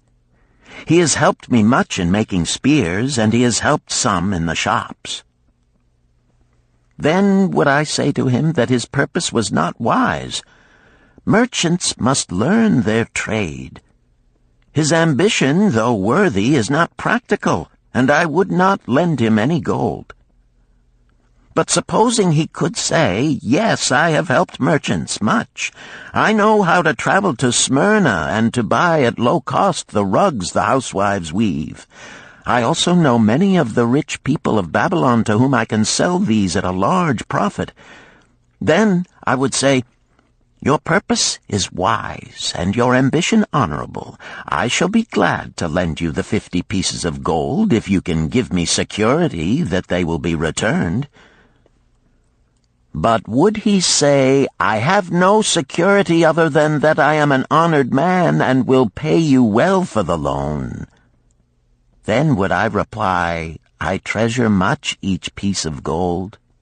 Were the robbers to take it from you as you journeyed to Smyrna, or take the rugs from you as you returned, then you would have no means of repaying me, and my gold would be gone. Gold, you see, Rodin, is the merchandise of the lender of money. It is easy to lend. If it is lent unwisely, then it is difficult to get back. The wise lender wishes not the risk of the undertaking, but the guarantee of safe repayment.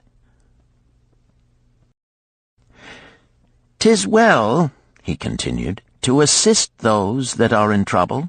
'Tis well to help those upon whom fate has laid a heavy hand. 'Tis well to help those who are starting, that they may progress and become valuable citizens. But help must be given wisely, lest, like the farmer's ass, in our desire to help, we but take upon ourselves the burden that belongs to another." Again I wandered from thy question, Rodin, but hear my answer. Keep thy 50 pieces of gold. What thy labor earns for thee and what is given thee for reward is thine own, and no man can put an obligation upon thee to part with it unless it do be thy wish.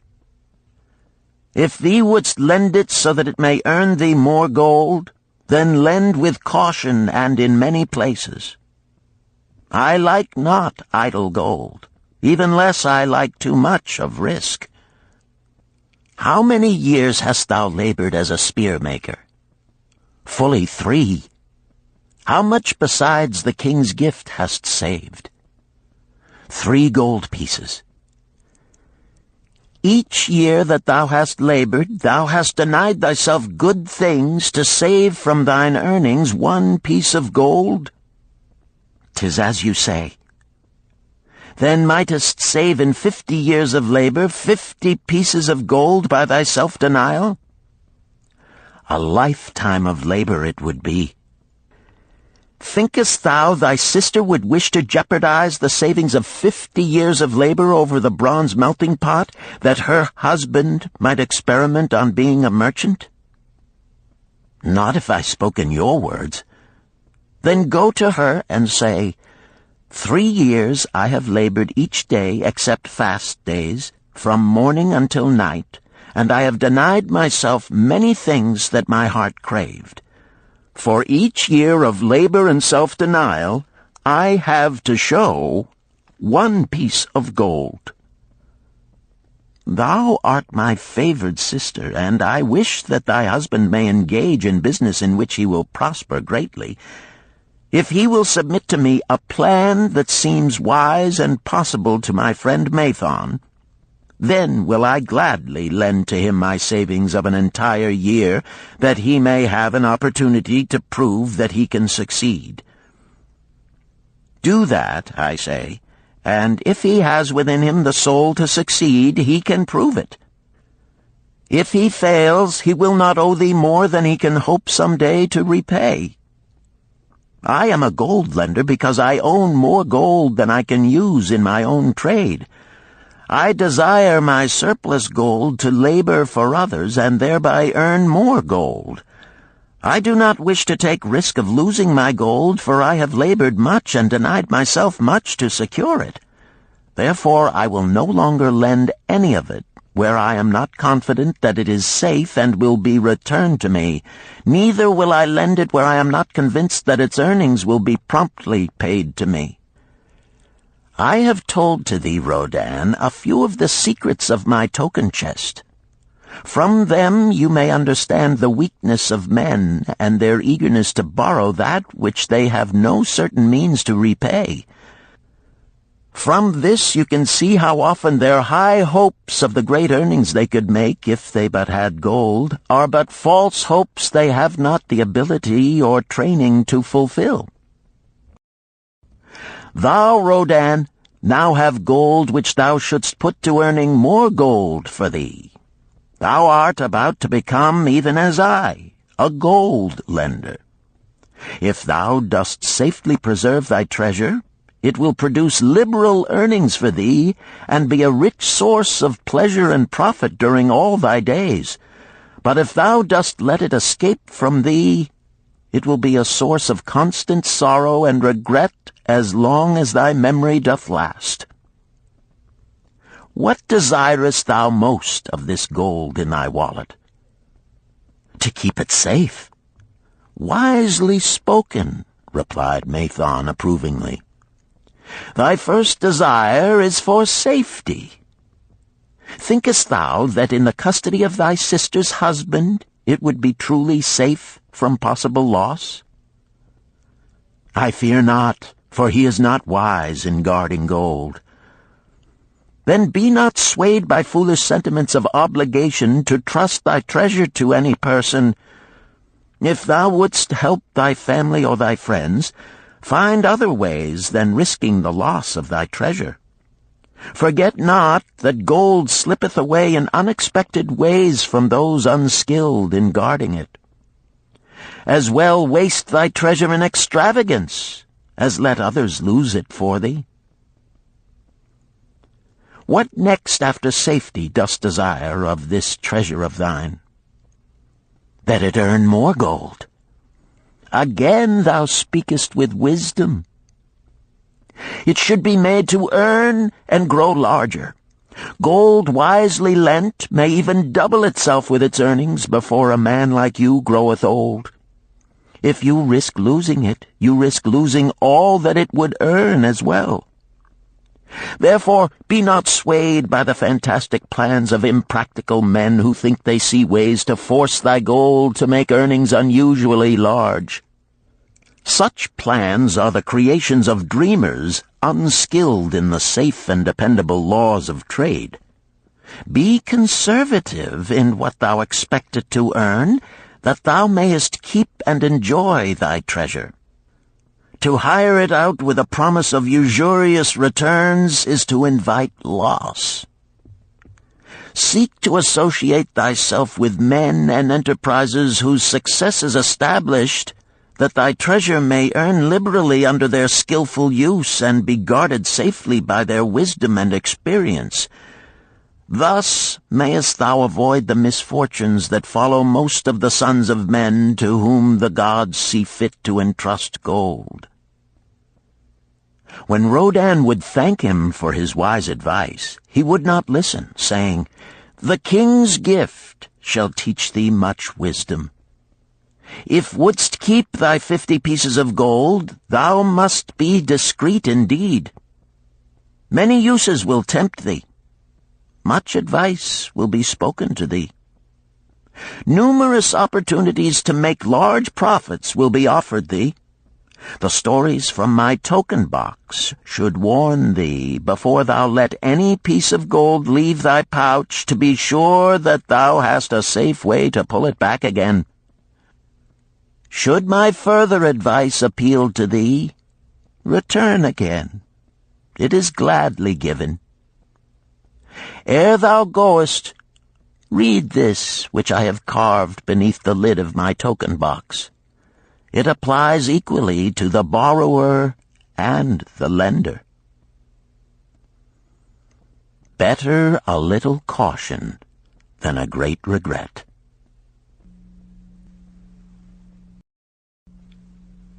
Chapter 7. The Walls of Babylon. Old Banzar, grim warrior of another day, stood guard at the passageway leading to the top of the ancient walls of Babylon. Up above, valiant defenders were battling to hold the walls. Upon them depended the future existence of this great city with its hundreds of thousands of citizens.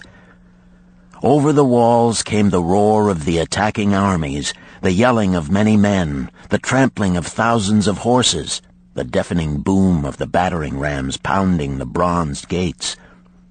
In the street behind the gate lounged the spearmen, waiting to defend the entrance should the gates give way. They were but few for the task. The main armies of Babylon were with their king, far away in the east on a great expedition against the Elamites. No attack upon the city having been anticipated during their absence, the defending forces were small. Unexpectedly from the north bore down the mighty armies of the Assyrians, and now the walls must hold or Babylon was doomed. About Banzar were great crowds of citizens, white-faced and terrified, eagerly seeking news of the battle. With hushed awe they viewed the stream of wounded and dead being carried or led out of the passageway. Here was the crucial point of attack. After 3 days of circling about the city, the enemy had suddenly thrown his great strength against this section and this gate. The defenders from the top of the wall fought off the climbing platforms and the scaling ladders of the attackers with arrows, burning oil, and, if any reached the top, spears. Against the defenders, thousands of the enemy's archers poured a deadly barrage of arrows. Old Banzar had the vantage point for news. He was closest to the conflict and first to hear of each fresh repulse of the frenzied attackers. An elderly merchant crowded close to him, his palsied hands quivering. tell me," he pleaded. "They cannot get in. My sons are with the good king. There is no one to protect my old wife. My goods, they will steal all. My food, they will leave nothing. We are old, too old to defend ourselves, too old for slaves. We shall starve, we shall die. Tell me they cannot get in." "Calm thyself, good merchant," the guard responded. "The walls of Babylon are strong. Go back to the bazaar and tell your wife that the walls will protect you and all of your possessions as safely as they protect the rich treasures of the king. Keep close to the walls, lest the arrows flying over strike you." A woman with a babe in arms took the old man's place as he withdrew. "Sergeant, what news from the top? Tell me truly that I may reassure my poor husband. He lies with fever from his terrible wounds, yet insists upon his armor and his spear to protect me who am with child. Terrible, he says, will be the vengeful lust of our enemies should they break in." "Be thou good of heart, thou mother that is and is again to be. The walls of Babylon will protect you and your babes. They are high and strong. Hear ye not the yells of our valiant defenders as they empty the cauldrons of burning oil upon the ladder scalers?" "Yes, that do I hear, and also the roar of the battering rams that do hammer at our gates." "Back to thy husband. Tell him the gates are strong and withstand the rams. Also that the scalers climb the walls, but to receive the waiting spear thrust. Watch thy way and hasten behind yon buildings." Banzar stepped aside to clear the passage for heavily armed reinforcements. As, with clanking bronze shields and heavy tread, they tramped by, a small girl plucked at his girdle. "Tell me, soldier, are we safe?" she pleaded. "I hear the awful noises. I see the men all bleeding. I am so frightened. What will become of our family, of my mother, little brother, and the baby?" The grim old campaigner blinked his eyes and thrust forward his chin as he beheld the child. "Be not afraid, little one," he reassured her.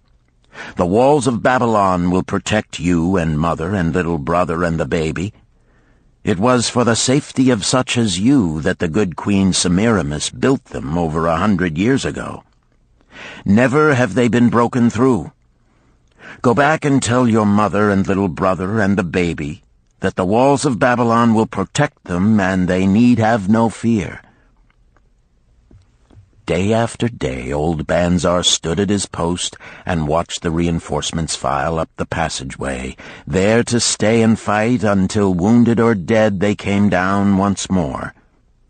Around him unceasingly crowded the throngs of frightened citizens, eagerly seeking to learn if the walls would hold. To all he gave his answer with the fine dignity of an old soldier: "The walls of Babylon will protect you." For 3 weeks and 5 days the attack waged with scarcely ceasing violence. Harder and grimmer set the jaw of Banzar as the passage behind, wet with the blood of the many wounded, was churned into mud by the never-ceasing streams of men passing up and staggering down. Each day the slaughtered attackers piled up in heaps before the wall. Each night they were carried back and buried by their comrades. Upon the 5th night of the 4th week, the clamor without diminished. The first streaks of daylight illuminated the plains, disclosed great clouds of dust raised by the retreating armies. A mighty shout went up from the defenders. There was no mistaking its meaning. It was repeated by the waiting troops behind the walls. It was echoed by the citizens upon the streets. It swept over the city with the violence of a storm. People rushed from the houses. The streets were jammed with a throbbing mob. The pent-up fear of weeks found an outlet in the wild chorus of joy. From the top of the high tower of the Temple of Bel burst forth the flames of victory. Skyward floated the column of blue smoke to carry the message far and wide. The walls of Babylon had once again repulsed a mighty and vicious foe determined to loot her rich treasures and to ravish and enslave her citizens. Babylon endured century after century because it was fully protected. It could not afford to be otherwise. The walls of Babylon were an outstanding example of man's need and desire for protection. This desire is inherent in the human race. It is just as strong today as it ever was, but we have developed broader and better plans to accomplish the same purpose. In this day, behind the impregnable walls of insurance, savings accounts, and dependable investments, we can guard ourselves against the unexpected tragedies that may enter any door and seat themselves before any fireside. We cannot afford to be without adequate protection.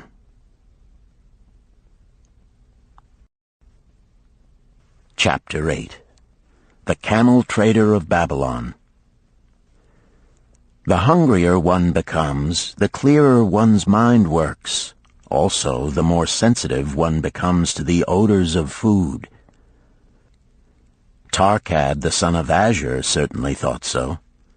For 2 whole days he had tasted no food except 2 small figs purloined from over the wall of a garden.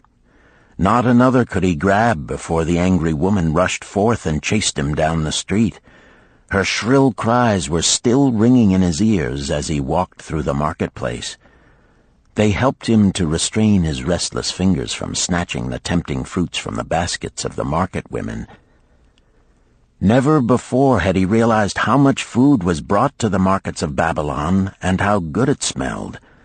Leaving the market, he walked across to the inn and paced back and forth in front of the eating house.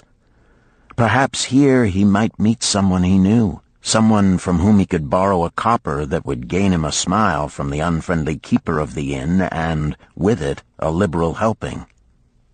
Without the copper, he knew all too well how unwelcome he would be. In his abstraction, he unexpectedly found himself face to face with the one man he wished most to avoid, the tall, bony figure of Dabasir, the camel trader. Of all the friends and others from whom he had borrowed small sums, Dabasir made him feel the most uncomfortable because of his failure to keep his promises to repay promptly. Dabasir's face lighted up at the sight of him. "Ha! 'Tis Tarkad, just the one I have been seeking, that he might repay the 2 pieces of copper which I lent him a moon ago. Also the piece of silver which I lent to him before that. We are well met. I can make good use of the coins this very day. What say, boy, what say?"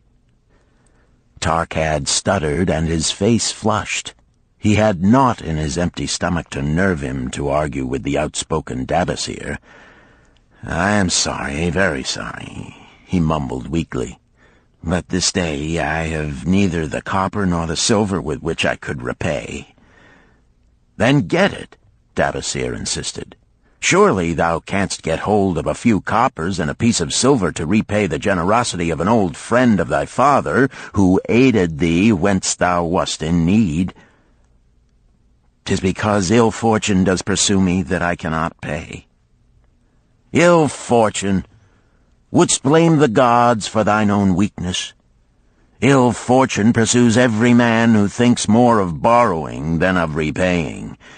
Come with me, boy, while I eat. I am hungry, and I would tell thee a tale." Tarkad flinched from the brutal frankness of Dabasir, but here at least was an invitation to enter the coveted doorway of the eating-house. Dabasir pushed him to a far corner of the room where they seated themselves upon small rugs. When Koskor, the proprietor, appeared smiling, Dabasir addressed him with his usual freedom. "Fat lizard of the desert, bring to me a leg of the goat, very brown, with much juice, and bread and all of the vegetables, for I am hungry and want much food. Do not forget my friend here. Bring to him a jug of water. Have it cooled, for the day is hot." Tarkad's heart sank. Must he sit here and drink water while he watched this man devour an entire goat leg? He said nothing. He thought of nothing he could say. Dabasir, however, knew no such thing as silence. Smiling and waving his hand good-naturedly to the other customers, all of whom knew him, he continued. "I did hear from a traveler just returned from Urfa of a certain rich man who has a piece of stone cut so thin that one can look through it. He put it in the window of his house to keep out the rains.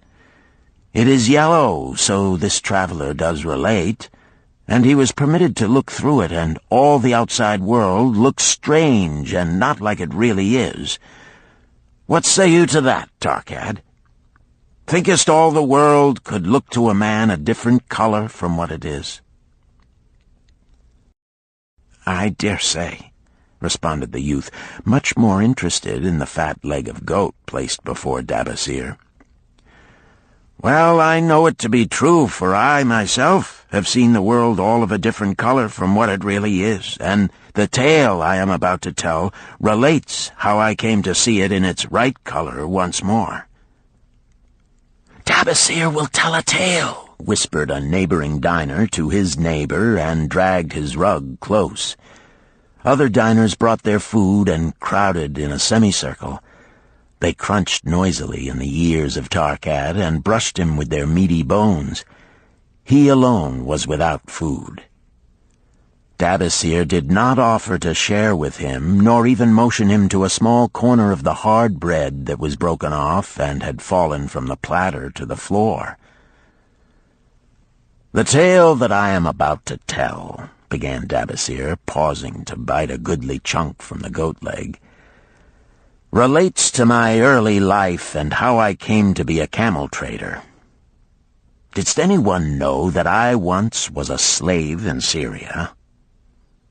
A murmur of surprise ran through the audience, to which Dabasir listened with satisfaction. "When I was a young man," continued Dabasir after another vicious onslaught on the goat leg, "I learned the trade of my father, the making of saddles. I worked with him in his shop and took to myself a wife.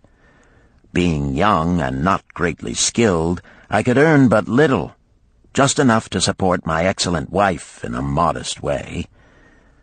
I craved good things which I could not afford. Soon I found that the shopkeepers would trust me to pay later, even though I could not pay at the time. Being young and without experience, I did not know that he who spends more than he earns is sowing the winds of needless self-indulgence from which he is sure to reap the whirlwinds of trouble and humiliation. So I indulged my whims for fine raiment and bought luxuries for my good wife and our home beyond our means. I paid as I could, and for a while all went well. But in time I discovered I could not use my earnings both to live upon and to pay my debts. Creditors began to pursue me to pay for my extravagant purchases, and my life became miserable. I borrowed from my friends, but could not repay them either. Things went from bad to worse. My wife returned to her father, and I decided to leave Babylon and seek another city where a young man might have better chances. For 2 years I had a restless and unsuccessful life working for caravan traders. From this I fell in with a set of likable robbers who scoured the desert for unarmed caravans. Such deeds were unworthy of the son of my father, but I was seeing the world through a colored stone and did not realize to what degradation I had fallen. We met with success on our first trip, capturing a rich haul of gold and silks and valuable merchandise. This loot we took to Ganir and squandered. The second time we were not so fortunate. Just after we had made our capture, we were attacked by the spearsmen of a native chief to whom the caravans paid for protection. Our 2 leaders were killed, and the rest of us were taken to Damascus, where we were stripped of our clothing and sold as slaves. I was purchased for 2 pieces of silver by a Syrian desert chief. With my hair shorn and but a loincloth to wear, I was not so different from the other slaves. Being a reckless youth, I thought it merely an adventure until my master took me before his 4 wives and told them they could have me for a eunuch. Then, indeed, did I realize the hopelessness of my situation. These men of the desert were fierce and warlike. I was subject to their will without weapons or means of escape. Fearful I stood as those 4 women looked me over. I wondered if I could expect pity from them. Sirah, the first wife, was older than the others. Her face was impassive as she looked upon me. I turned from her with little consolation. The next was a contemptuous beauty who gazed at me as indifferently as if I had been a worm of the earth. The 2 younger ones tittered as though it were all an exciting joke. It seemed an age that I stood waiting sentence. Each woman appeared willing for the others to decide. Finally, Sirah spoke up in a cold voice. "Of eunuchs we have plenty, but of camel-tenders we have few, and they are a worthless lot. Even this day I would visit my mother who is sick with the fever, and there is no slave I would trust to lead my camel. Ask this slave if he can lead a camel." My master thereupon questioned me, "What know you of camels?" Striving to conceal my eagerness, I replied, "I can make them kneel, I can load them, I can lead them on long trips without tiring. If need be, I can repair their trappings." "The slave speaks forward enough," observed my master. "If thou so desire, Sirah, take this man for thy camel-tender." So I was turned over to Sirah, and that day I led her camel upon a long journey to her sick mother. I took the occasion to thank her for her intercession, and also to tell her that I was not a slave by birth, but the son of a freeman, an honorable saddle-maker of Babylon. I also told her much of my story. Her comments were disconcerting to me, and I pondered much afterward on what she said.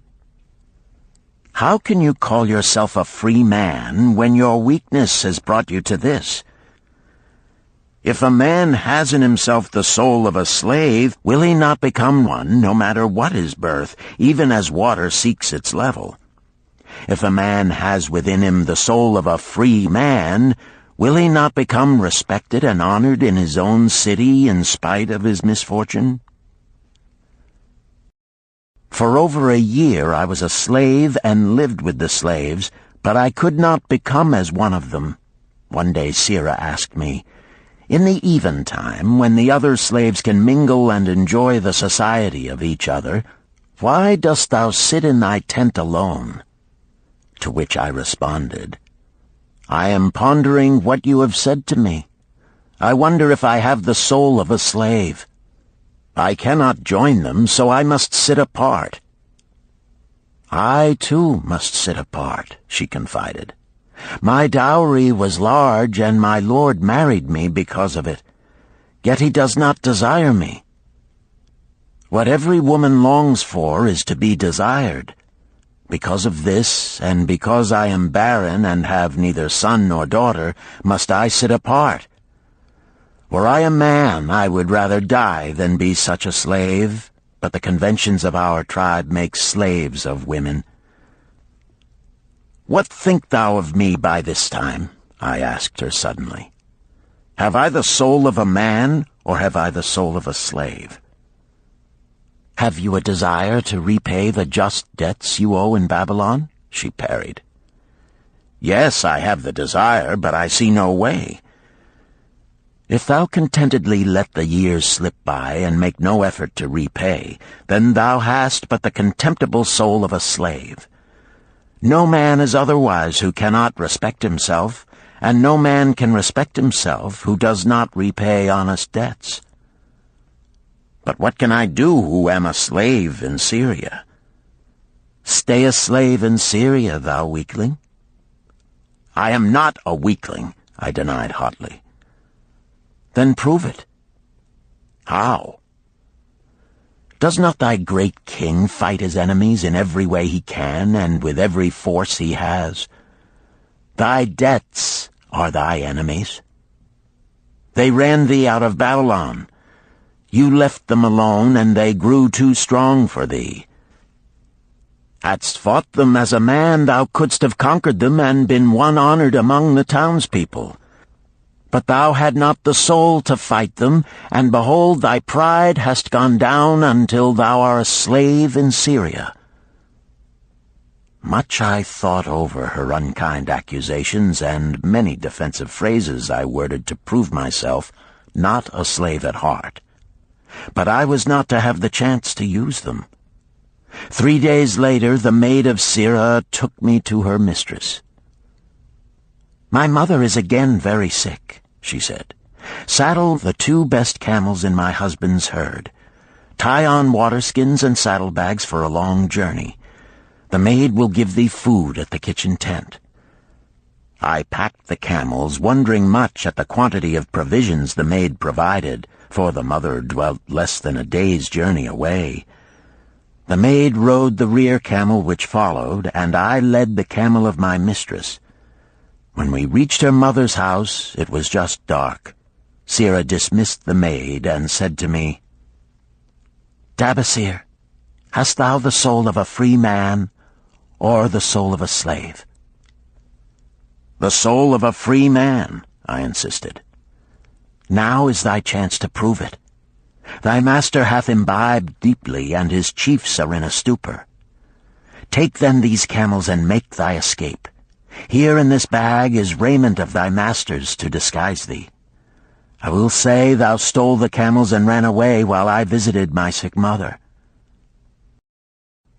"Thou hast the soul of a queen," I told her. "Much do I wish that I might lead thee to happiness." "Happiness," she responded, "awaits not the runaway wife who seeks it in far lands among strange people. Go thy own way, and may the gods of the desert protect thee, for the way is far and barren of food or water." I needed no further urging, but thanked her warmly and was away into the night. I knew not this strange country, and had only a dim idea of the direction in which lay Babylon, but struck out bravely across the desert toward the hills. One camel I rode, and the other I led. All that night I traveled, and all the next day, urged on by the knowledge of the terrible fate that was meted out to slaves who stole their master's property and tried to escape. Late that afternoon I reached a rough country as uninhabitable as the desert. The sharp rocks bruised the feet of my faithful camels, and soon they were picking their way slowly and painfully along. I met neither man nor beast, and could well understand why they shunned this inhospitable land. It was such a journey from then on as few men live to tell of. Day after day we plodded along. Food and water gave out. The heat of the sun was merciless. At the end of the 9th day I slid from the back of my mount with the feeling that I was too weak to ever remount, and I would surely die, lost in this abandoned country. I stretched out upon the ground and slept, not waking until the first gleam of daylight. I sat up and looked about me. There was a coolness in the morning air. My camels lay dejected not far away. About me was a vast waste of broken country covered with rock and sand and thorny things. No sign of water, not to eat for man or camel. Could it be that in this peaceful quiet I faced my end? My mind was clearer than it had ever been before. My body now seemed of little importance. My parched and bleeding lips, my dry and swollen tongue, my empty stomach, all had lost their supreme agonies of the day before. I looked across into the uninviting distance, and once again came to me the question, have I the soul of a slave or the soul of a free man? Then, with clearness, I realized that if I had the soul of a slave, I should give up, lie down in the desert and die, a fitting end for a runaway slave. But if I had the soul of a free man, what then?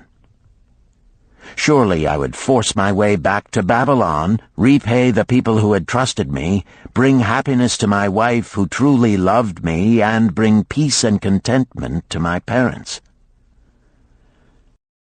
Thy debts are thine enemies who have run thee out of Babylon, Sirrah had said. Yes, it was so.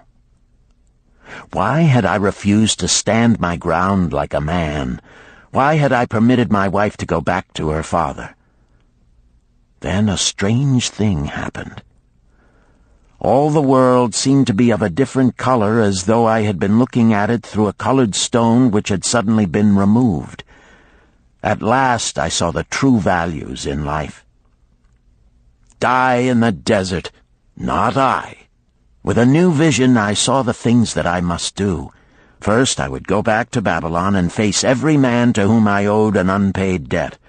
I should tell them that after years of wandering and misfortune, I had come back to pay my debts as fast as the gods would permit. Next, I should make a home for my wife and become a citizen of whom my parents should be proud. My debts were my enemies, but the men I owed were my friends, for they had trusted me and believed in me. I staggered weakly to my feet. What mattered hunger? What mattered thirst? They were but incidents on the road to Babylon. Within me surged the soul of a free man going back to conquer his enemies and reward his friends. I thrilled with the great resolve. The glazed eyes of my camels brightened at the new note in my husky voice. With great effort, after many attempts, they gained their feet. With pitiful perseverance, they pushed on toward the north, where something within me said we would find Babylon. We found water. We passed into a more fertile country where were grass and fruit. We found the trail to Babylon because the soul of a free man looks at life as a series of problems to be solved, and solves them. while the soul of a slave whines, "What can I do who am but a slave?" How about thee, Tarkad? Does thy empty stomach make thy head exceedingly clear? Art ready to take the road that leads back to self-respect? Canst thou see the world in its true color? Hast thou the desire to pay thy honest debts, however many they may be, and once again be a man respected in Babylon? Moisture came to the eyes of the youth. He rose eagerly to his knees. Thou hast shown me a vision. Already I feel the soul of a free man surge within me. But how fared you upon your return? Questioned an interested listener. Where the determination is, the way can be found, Dabasir replied.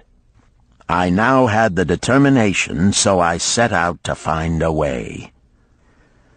First I visited every man to whom I was indebted, and begged his indulgence until I could earn that with which to repay. Most of them met me gladly. Several reviled me, but others offered to help me. One indeed did give me the very help I needed. It was Mathon, the gold lender. Learning that I had been a camel tender in Syria, he sent me to old Nebator, the camel trader, just commissioned by our good king to purchase many herds of sound camels for the great expedition. With him, my knowledge of camels I put to good use. Gradually, I was able to repay every copper and every piece of silver. Then at last I could hold up my head and feel that I was an honorable man among men. Again Dabasir turned to his food. "Kaskor, thou snail," he called loudly to be heard in the kitchen. "The food is cold. Bring me more meat fresh from the roasting. Bring thou also a very large portion for Tarkad, the son of my old friend, who is hungry and shall eat with me." So ended the tale of Dabasir, the camel trader of old Babylon. He found his own soul when he realized a great truth, a truth that had been known and used by wise men long before his time. It has led men of all ages out of difficulties and into success, and it will continue to do so for those who have the wisdom to understand its magic power. It is for any man to use who reads these lines. Where the determination is, the way can be found.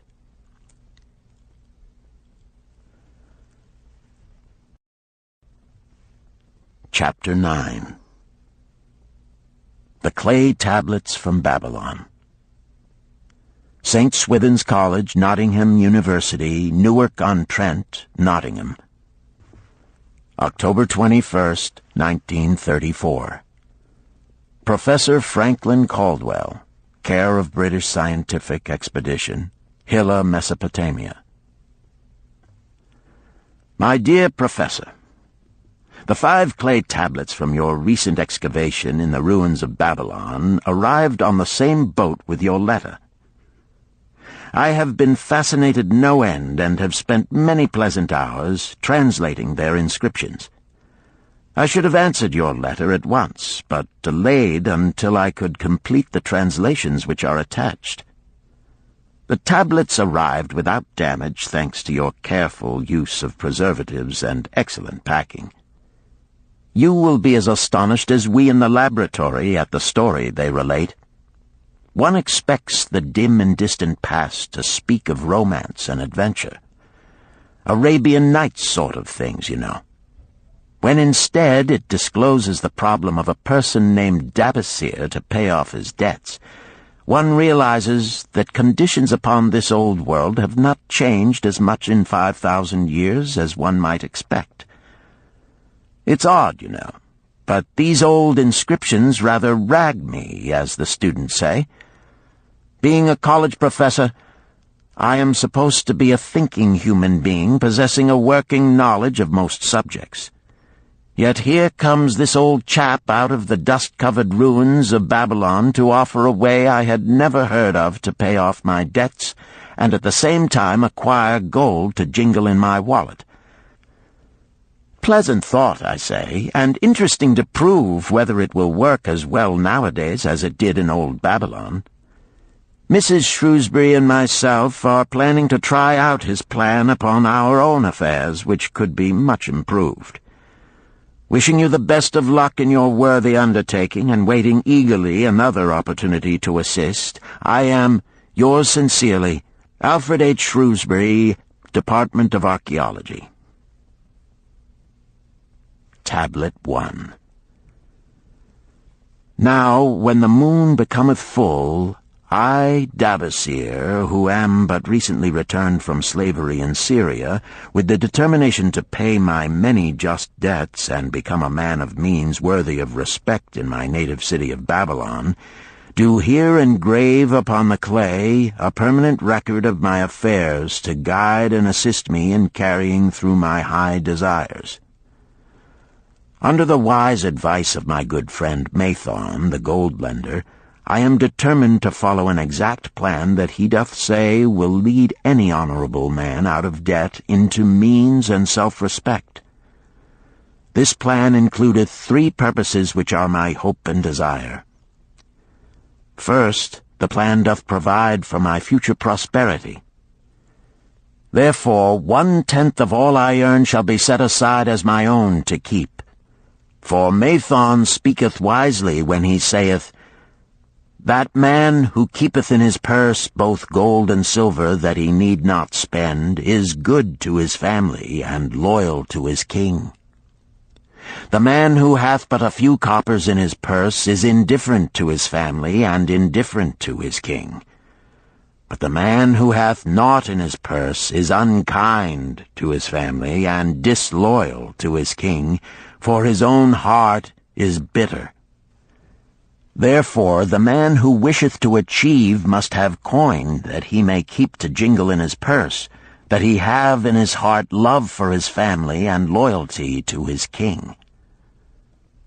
Second, the plan doth provide that I shall support and clothe my good wife who hath returned to me with loyalty from the house of her father. For Mathon doth say that to take good care of a faithful wife putteth self-respect into the heart of a man, and addeth strength and determination to his purposes. Therefore 7/10 of all I earn shall be used to provide a home, clothes to wear, and food to eat, with a bit extra to spend, that our lives be not lacking in pleasure and enjoyment. But he doth further enjoin the greatest care that we spend not greater than 7/10 of what I earn for these worthy purposes. Herein lieth the success of the plan. I must live upon this portion, and never use more, nor buy what I may not pay for out of this portion. This ends Disc 3. The Richest Man in Babylon, Disc 4. Tablet 2. Third, the plan doth provide that out of my earnings my debts shall be paid. Therefore each time the moon is full, 2/10 of all I have earned shall be divided honorably and fairly among those who have trusted me and to whom I am indebted. Thus in due time will all my indebtedness be surely paid. Therefore do I here engrave the name of every man to whom I am indebted, and the honest amount of my debt. Faru the cloth weaver, 2 silver, 6 copper. Sinjar the couch maker, 1 silver. Amar my friend, 3 silver, 1 copper. Zantkar my friend, 4 silver, 7 copper. Askamir my friend, 1 silver, 3 copper. Haransir the jewel maker, 6 silver, 2 copper. Diarbekir, my father's friend, 4 silver, 1 copper. Alkahad, the house owner, 14 silver. Mathon, the gold lender, 9 silver. Birajik, the farmer, 1 silver, 7 copper. From here on, disintegrated, cannot be deciphered. Tablet 3. To these creditors do I owe in total 119 pieces of silver and 141 pieces of copper. Because I did owe these sums and saw no way to repay, in my folly I did permit my wife to return to her father, and didst leave my native city and seek easy wealth elsewhere, only to find disaster and to see myself sold into the degradation of slavery. Now that Mathon doth show me how I can repay my debts in small sums of my earnings, do I realize the great extent of my folly in running away from the results of my extravagances. Therefore have I visited my creditors and explained to them that I have no resources with which to pay except my ability to earn, and that I intend to apply 2/10 of all I earn upon my indebtedness evenly and honestly. This much can I pay, but no more. Therefore, if they be patient, in time my obligations will be paid in full. Amar, whom I thought my best friend, reviled me bitterly, and I left him in humiliation. Birajik, the farmer, pleaded that I pay him first, as he didst badly need help. Alcahad, the house owner, was indeed disagreeable, and insisted that he would make me trouble unless I did soon settle in full with him. All the rest willingly accepted my proposal. Therefore am I more determined than ever to carry through, being convinced that it is easier to pay one's just debts than to avoid them. Even though I cannot meet the needs and demands of a few of my creditors, I will deal impartially with all. Tablet 4. Again the moon shines full. I have worked hard with a free mind. My good wife hath supported my intentions to pay my creditors. Because of our wise determination, I have earned during the past moon, buying camels of sound wind and good legs for Nebertor, the sum of 19 pieces of silver. This I have divided according to the plan. 1/10 have I set aside to keep as my own, 7/10 have I divided with my good wife to pay for our living, 2/10 have I divided among my creditors as evenly as could be done in coppers. I did not see Amar, but left it with his wife. Birajik was so pleased that he would kiss my hand. Old Alcahad alone was grouchy and said I must pay faster. To which I replied that if I were permitted to be well fed and not worried, that alone would enable me to pay faster. All the others thanked me and spoke well of my efforts. Therefore, at the end of one moon, my indebtedness is reduced by almost 4 pieces of silver, and I possess almost 2 pieces of silver besides, upon which no man hath claim. My heart is lighter than it hath been for a long time. Again the moon shines full. I have worked hard, but with poor success. Few camels have I been able to buy. Only 11 pieces of silver have I earned. Nevertheless, my good wife and I have stood by the plan, even though we have bought no new raiment and eaten little but herbs. Again I paid ourselves 1/10 of the 11 pieces, while we lived upon 7/10.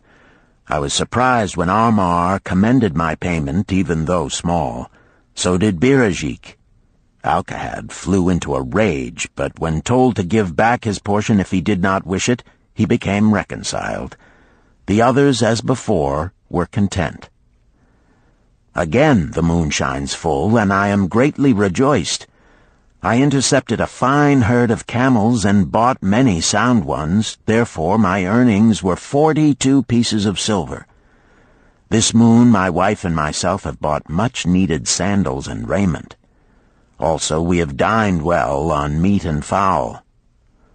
More than 8 pieces of silver we have paid to our creditors. Even Alcahad did not protest. Great is the plan, for it leadeth us out of debt, and giveth us wealth which is ours to keep. 3 times the moon hath been full since I last carved upon this clay. Each time I paid to myself 1/10 of all I earned.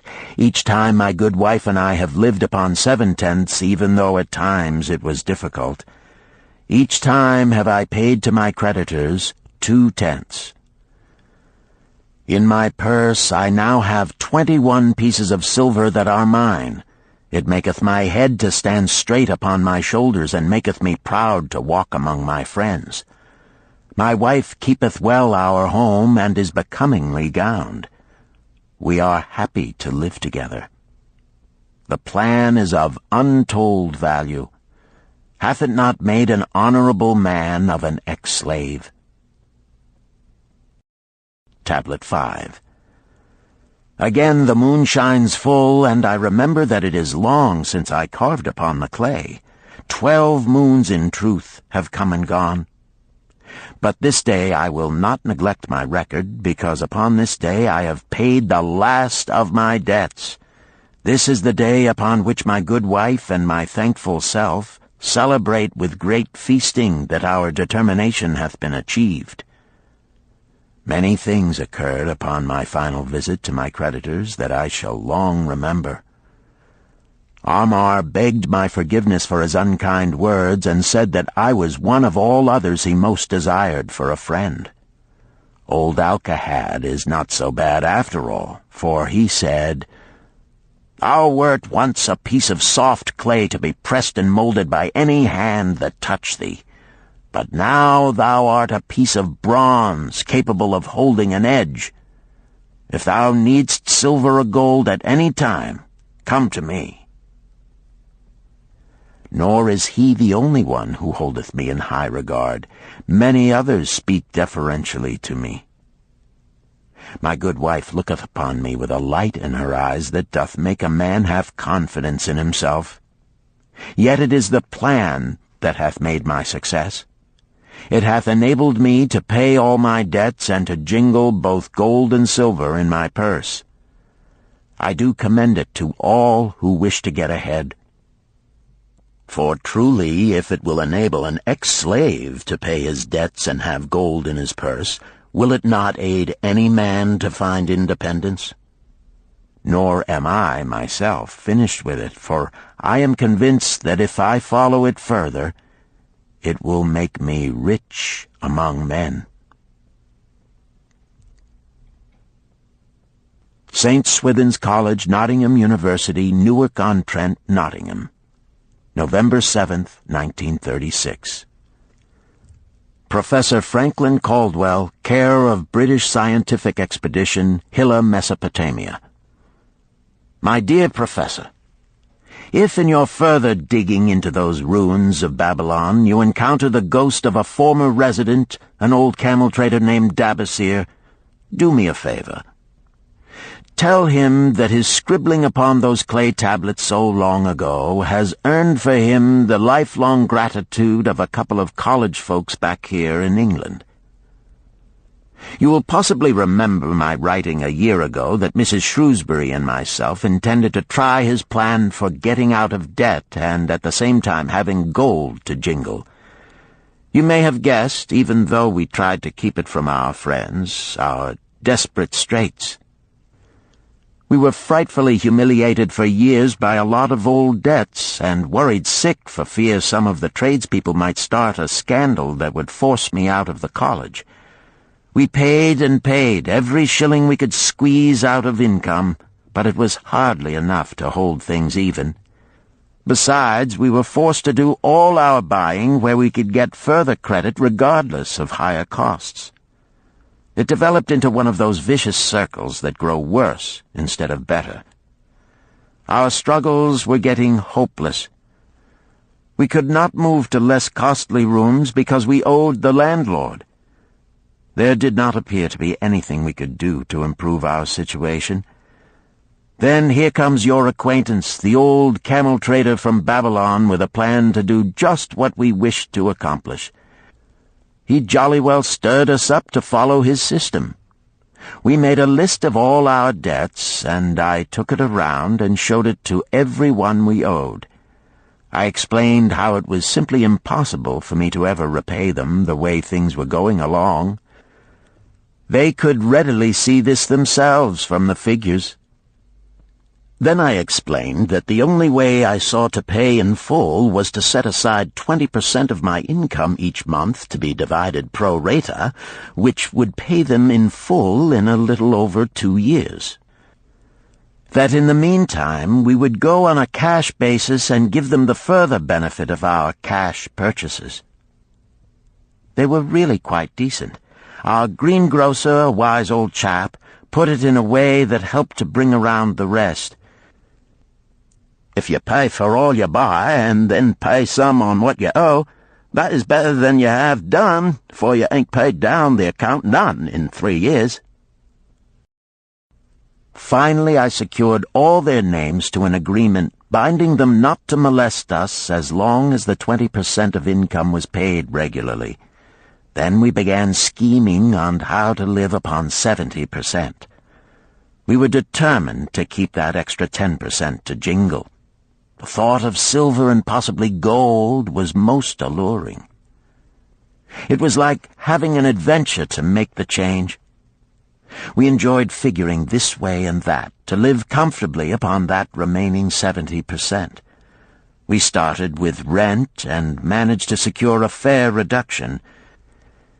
Next, we put our favorite brands of tea and such under suspicion, and were agreeably surprised how often we could purchase superior qualities at less cost. It is too long a story for a letter, but anyhow it did not prove difficult.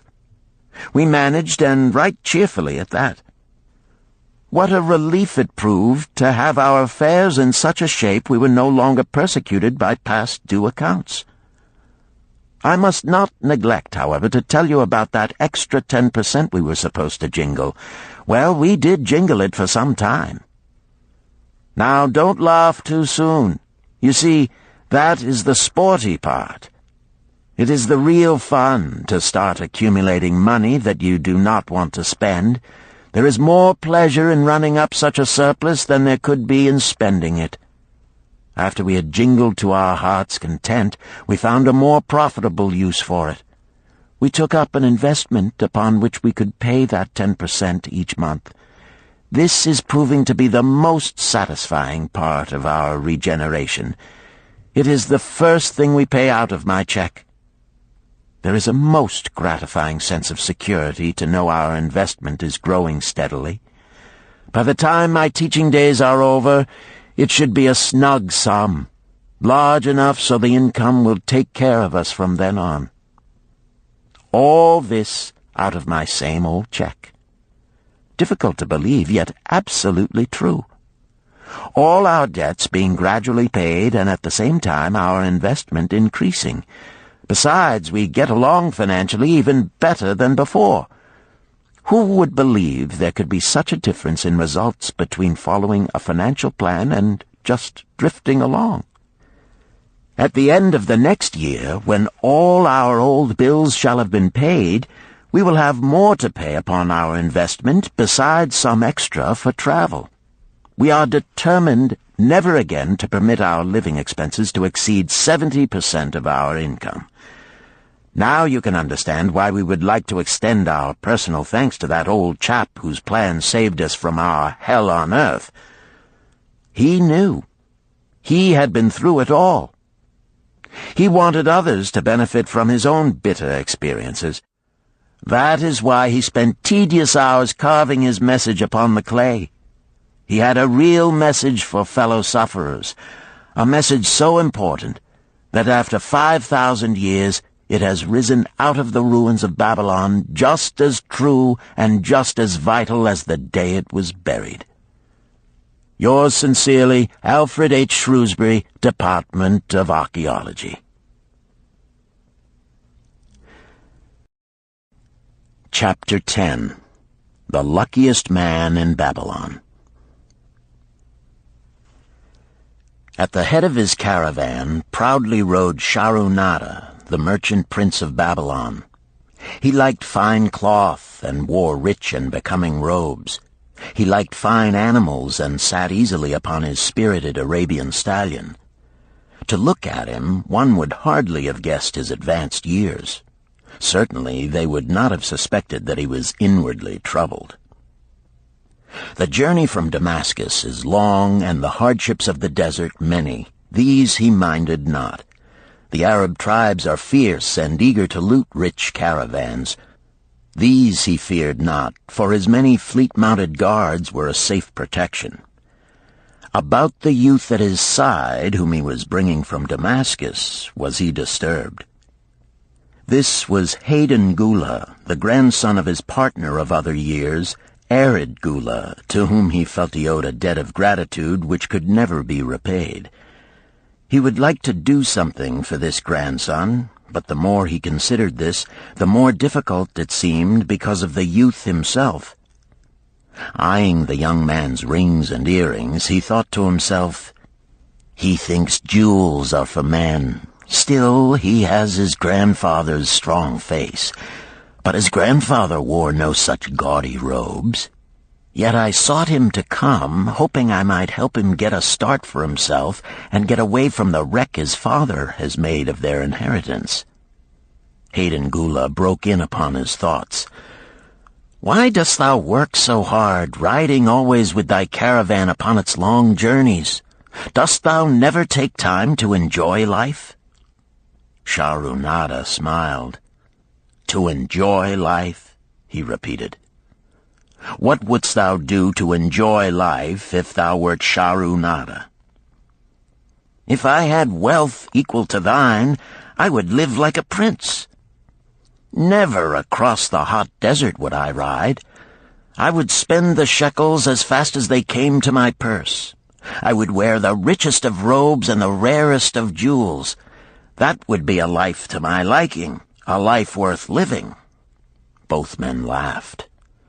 "Thy grandfather wore no jewels," Shahrunada spoke before he thought, then continued jokingly, "Wouldst thou leave no time for work?" "Work was made for slaves," Hayden Gula responded. Shahrunada bit his lip but made no reply, riding in silence until the trail led them to the slope. Here he reined his mount, and pointing to the green valley far away, "See, there is the valley. Look far down, and thou canst faintly see the walls of Babylon. The tower is the temple of Bel. If thine eyes are sharp, thou mayest even see the smoke from the eternal fire upon its crest." "So that is Babylon? Always have I longed to see the wealthiest city in all the world," Hayden Gula commented. "Babylon, where my grandfather started his fortune. Would he were still alive, we would not be so sorely pressed. Why wish his spirit to linger on earth beyond its allotted time? Thou and thy father can well carry on his good work. Alas, of us neither has his gift. Father and myself know not his secret for attracting the golden shekels." Shahrunada did not reply, but gave rein to his mount and rode thoughtfully down the trail to the valley. Behind them followed the caravan in a cloud of reddish dust. Some time later they reached the King's Highway and turned south through the irrigated farms. 3 old men plowing a field caught Shahrunada's attention. They seemed strangely familiar. How ridiculous! One does not pass a field after 40 years and find the same men plowing there. Yet something within him said they were the same.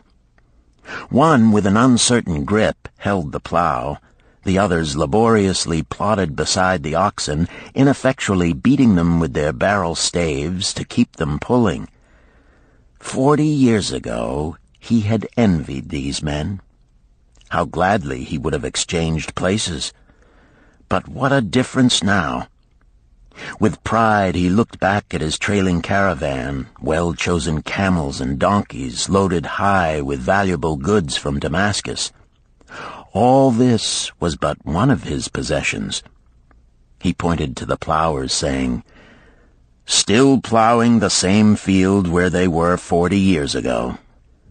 They look it, but why thinkest thou they are the same?" "I saw them there," Shahrunada replied. Recollections were racing rapidly through his mind. Why could he not bury the past and live in the present?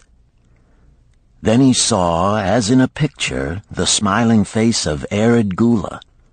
The barrier between himself and the cynical youth beside him dissolved. But how could he help such a superior youth with his spendthrift ideas and bejeweled hands? Work he could offer in plenty to willing workers, but not for men who considered themselves too good for work. Yet he owed it to Arid Gula to do something, not a half-hearted attempt. He and Arid Gula had never done things that way. They were not that sort of men. A plan came almost in a flash. There were objections. He must consider his own family and his own standing. It would be cruel. It would hurt. Being a man of quick decisions, he waived objections and decided to act. "Wouldst thou be interested in hearing how thy worthy grandfather and myself joined in the partnership which proved so profitable?" he questioned. "Why not just tell me how thou madest the golden shekels? That is all I need to know," the young man parried. Sharunada ignored the reply and continued, "We start with those men plowing. I was no older than thou. As the column of men in which I marched approached, good old Megiddo, the farmer, scoffed at the slipshod way in which they plowed. Megiddo was chained next to me. 'Look at the lazy fellows,' he protested. 'The plow holder makes no effort to plow deep, nor do the beaters keep the oxen in the furrow. How can they expect to raise a good crop with poor plowing?' "'Didst thou say Megiddo was chained to thee?' Hayden Gula asked in surprise. "'Yes, with bronze collars about our necks and a length of heavy chain between us. Next to him was Zabado, the sheep thief. I had known him in Harun. At the end was a man we called Pirate because he told us not his name. We judged him as a sailor as he had entwined serpents tattooed upon his chest in sailor fashion. The column was made up thus, so the men could walk in fours." "Thou wert chained as a slave?" Hayden Gula asked incredulously. "Did not thy grandfather tell thee I was once a slave? He often spoke of thee, but never hinted of this. He was a man thou couldst trust with innermost secrets. Thou, too, are a man I may trust, am I not right?" Sharunada looked him squarely in the eye. "Thou mayest rely upon my silence, but I am amazed. Tell me, how didst thou come to be a slave?" Sharunada shrugged his shoulders. "Any man may find himself a slave. It was a gaming house and barley beer that brought me disaster. I was the victim of my brother's indiscretions. In a brawl he killed his friend. I was bonded to the widow by my father, desperate to keep my brother from being prosecuted under the law. When my father could not raise the silver to free me, she in anger sold me to the slave dealer." "What a shame and injustice," Hayden Gula protested. "But tell me, how didst thou regain freedom?" "We shall come to that, but not yet. Let us continue my tale. As we passed, the plowers jeered at us. One did doff his ragged hat and bow low, calling out, 'Welcome to Babylon, guests of the king! He waits for thee on the city walls where the banquet is spread, mud bricks and onion soup.' With that, they laughed uproariously. Pirate flew into a rage and cursed them roundly. 'What do those men mean by the king awaiting us on the walls?' I asked him. 'To the city walls ye march to carry bricks until the back breaks. Maybe they beat thee to death before it breaks. They won't beat me. I'll kill 'em.' Then Megiddo spoke up. 'It doesn't make sense to me to talk of masters beating willing, hard-working slaves to death. Masters like good slaves and treat them well." "Who wants to work hard?" commented Zabato. "Those plowers are wise fellows. They're not breaking their backs, just letting on as if they be." "Thou can't get ahead by shirking," Megiddo protested. "If thou plow a hectare, that's a good day's work, and any master knows it. But when thou plow only a half, that's shirking. I don't shirk. I like to work, and I like to do good work, for work is the best friend I've ever known. It has brought me all the good things I've had, my farm and cows and crops, everything." "Yea, and where be these things now?" scoffed Zabato. "I figure it pays better to be smart and get by without working. You watch Zabato. If we're sold to the walls, he'll be carrying the water bag or some easy job, when thou, who like to work, will be breaking thy back carrying bricks." He laughed his silly laugh. Terror gripped me that night. I could not sleep. I crowded close to the guard rope, and when the others slept, I attracted the attention of Godoso, who was doing the first guard watch. He was one of those brigand Arabs, the sort of rogue who, if he robbed thee of thy purse, would think he must also cut thy throat. "Tell me, Godoso," I whispered, "when we get to Babylon, will we be sold to the walls?"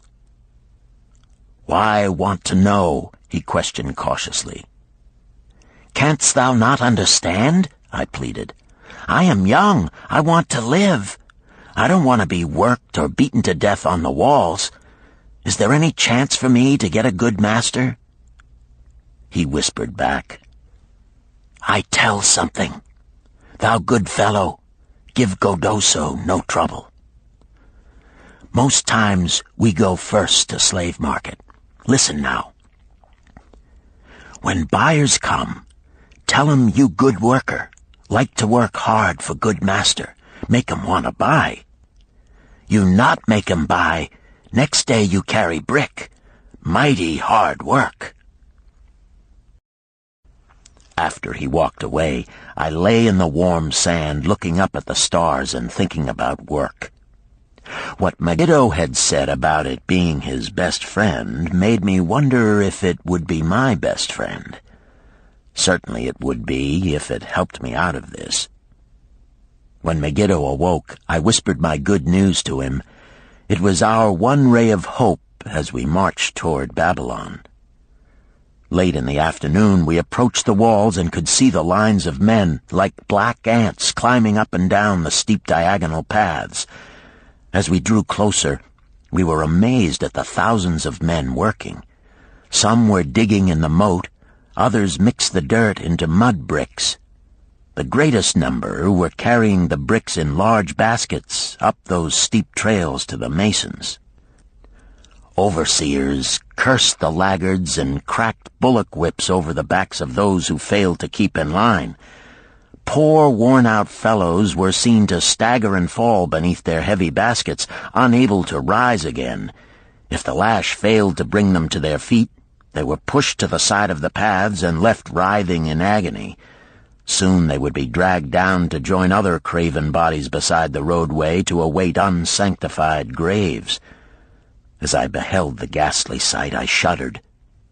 So this was what awaited my father's son if he failed at the slave market. Godoso had been right. We were taken through the gates of the city to the slave prison, and next morning marched to the pens in the market. Here the rest of the men huddled in fear, and only the whips of our guard could keep them moving so the buyers could examine them. Megiddo and myself eagerly talked to every man who permitted us to address him. The slave dealer brought soldiers from the king's guard who shackled Pirate and brutally beat him when he protested. As they led him away, I felt sorry for him. Megiddo felt that we would soon part. When no buyers were near, he talked to me earnestly to impress upon me how valuable work would be to me in the future. Some men hate it. They make it their enemy. better to treat it like a friend. Make thyself like it. Don't mind because it is hard. If thou thinkest about what a good house thou build, then who cares if the beams are heavy and it is far from the well to carry the water for the plaster? Promise me, boy, if thou get a master, work for him as hard as thou canst. If he does not appreciate all thou do, never mind.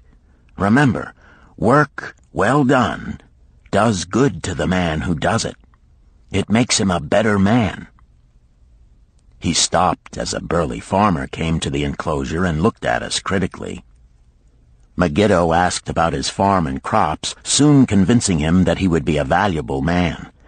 After violent bargaining with the slave dealer, the farmer drew a fat purse from beneath his robe, and soon Megiddo had followed his new master out of sight. A few other men were sold during the morning.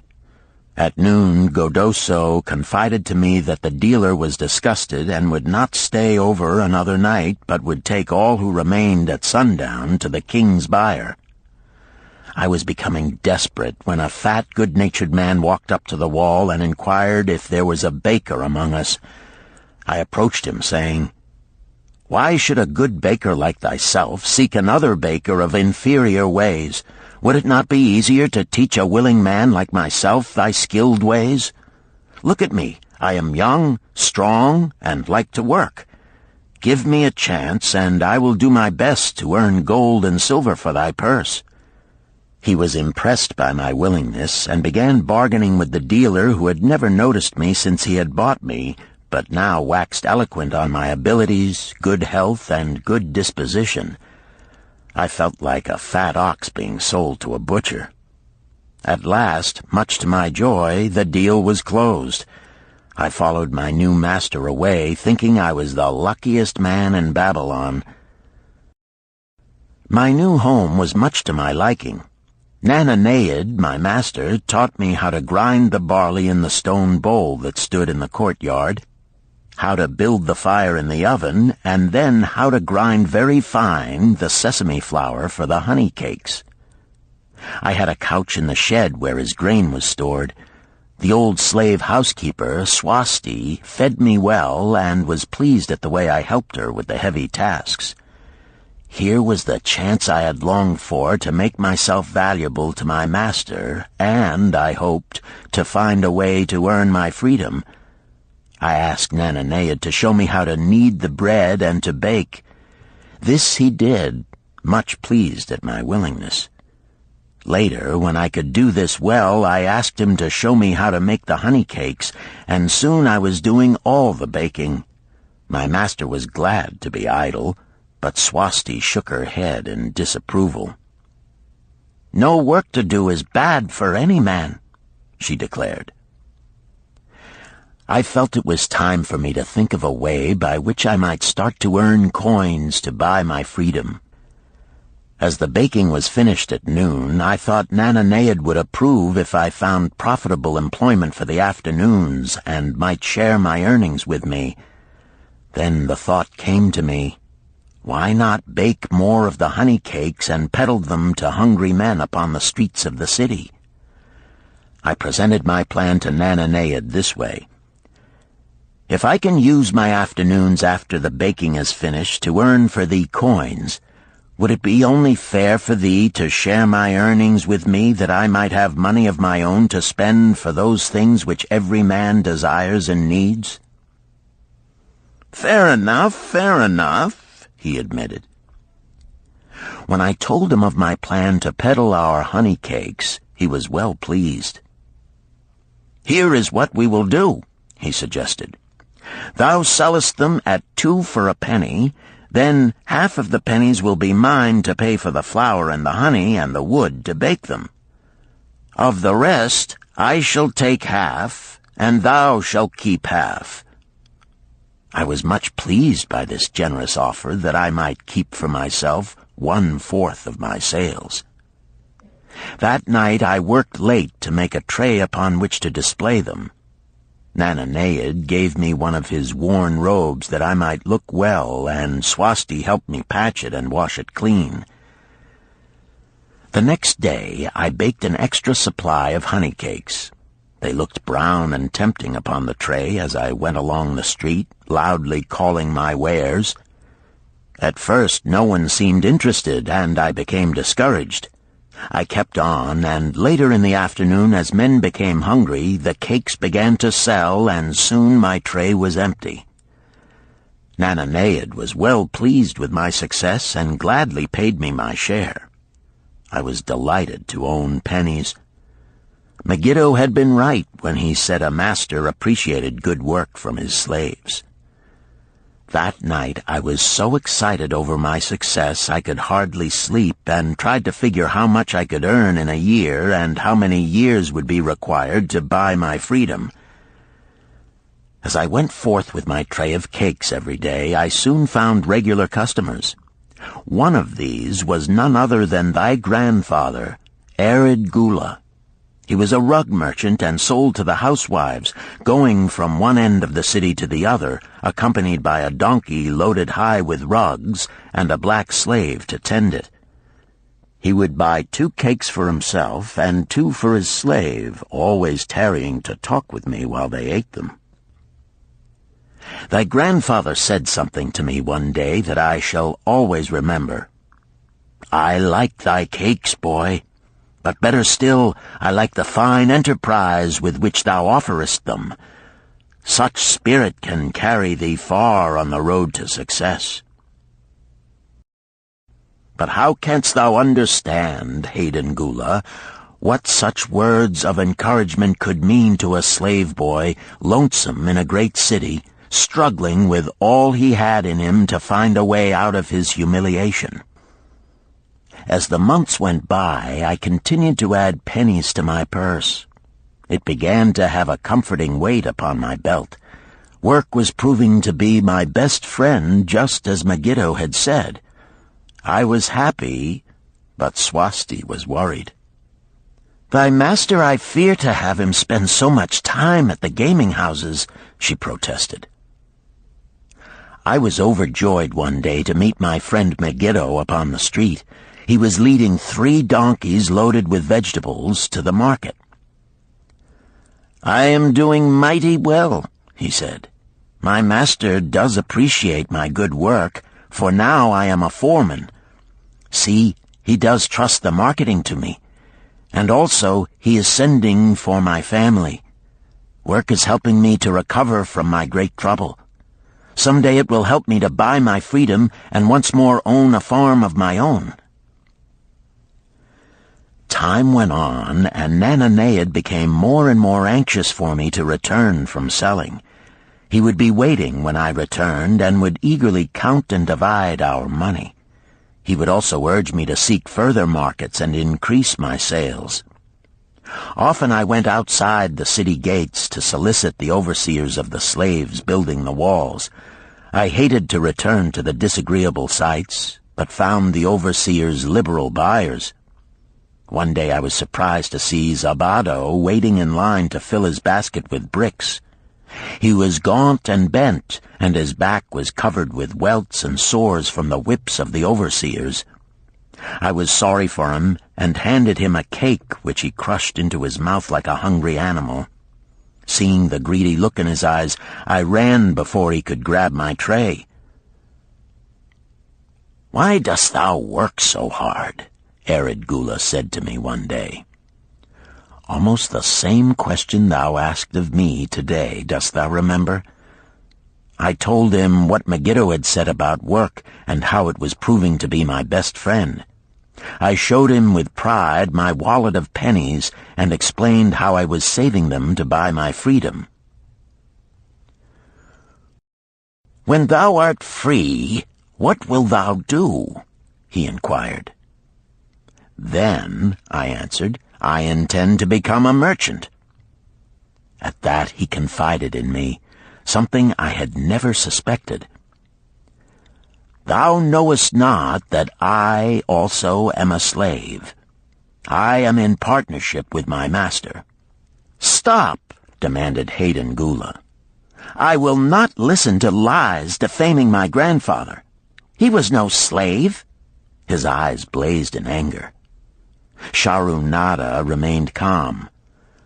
"I honor him for rising above his misfortune and becoming a leading citizen of Damascus. Art thou, his grandson, cast of the same mold? Art thou man enough to face true facts, or dost thou prefer to live under false illusions?" Hayden Gula straightened in his saddle. In a voice suppressed with deep emotion, he replied, "My grandfather was beloved by all. Countless were his good deeds. When the famine came, did not his gold buy grain in Egypt, and did not his caravan bring it to Damascus and distribute it to the people so none would starve? Now thou sayest he was but a despised slave in Babylon. Had he remained a slave in Babylon, that he might well have been despised, but when, through his own efforts, he became a great man in Damascus, the gods indeed condoned his misfortunes and honored him with their respect," Sharunada replied. "After telling me that he was a slave," Sharunada continued, "he explained how anxious he had been to earn his freedom. Now that he had enough money to buy this, he was much disturbed as to what he should do. He was no longer making good sales and feared to leave the support of his master." I protested his indecision. "Cling no longer to thy master. Get once again the feeling of being a free man. Act like a free man and succeed like one. Decide what thou desirest to accomplish, and then work will aid thee to achieve it." He went on his way, saying he was glad I had shamed him for his cowardice. One day I went outside the gates again, and was surprised to find a great crowd gathering there. When I asked a man for an explanation, he replied, "Hast thou not heard? An escaped slave who murdered one of the king's guards has been brought to justice and will this day be flogged to death for his crime. Even the king himself is to be here." So dense was the crowd about the flogging post, I feared to go near lest my tray of honey cakes be upset.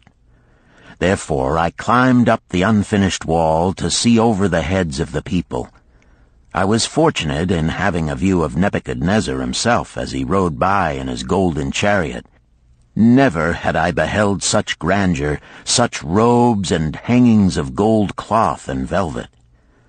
I could not see the flogging, though I could hear the shrieks of the poor slave.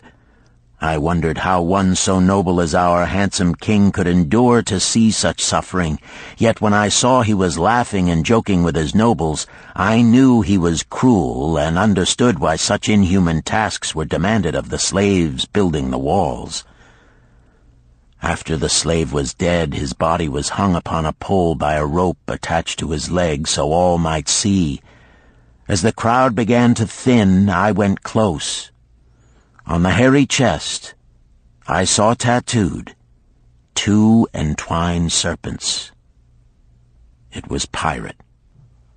The next time I met Arid Gula, he was a changed man.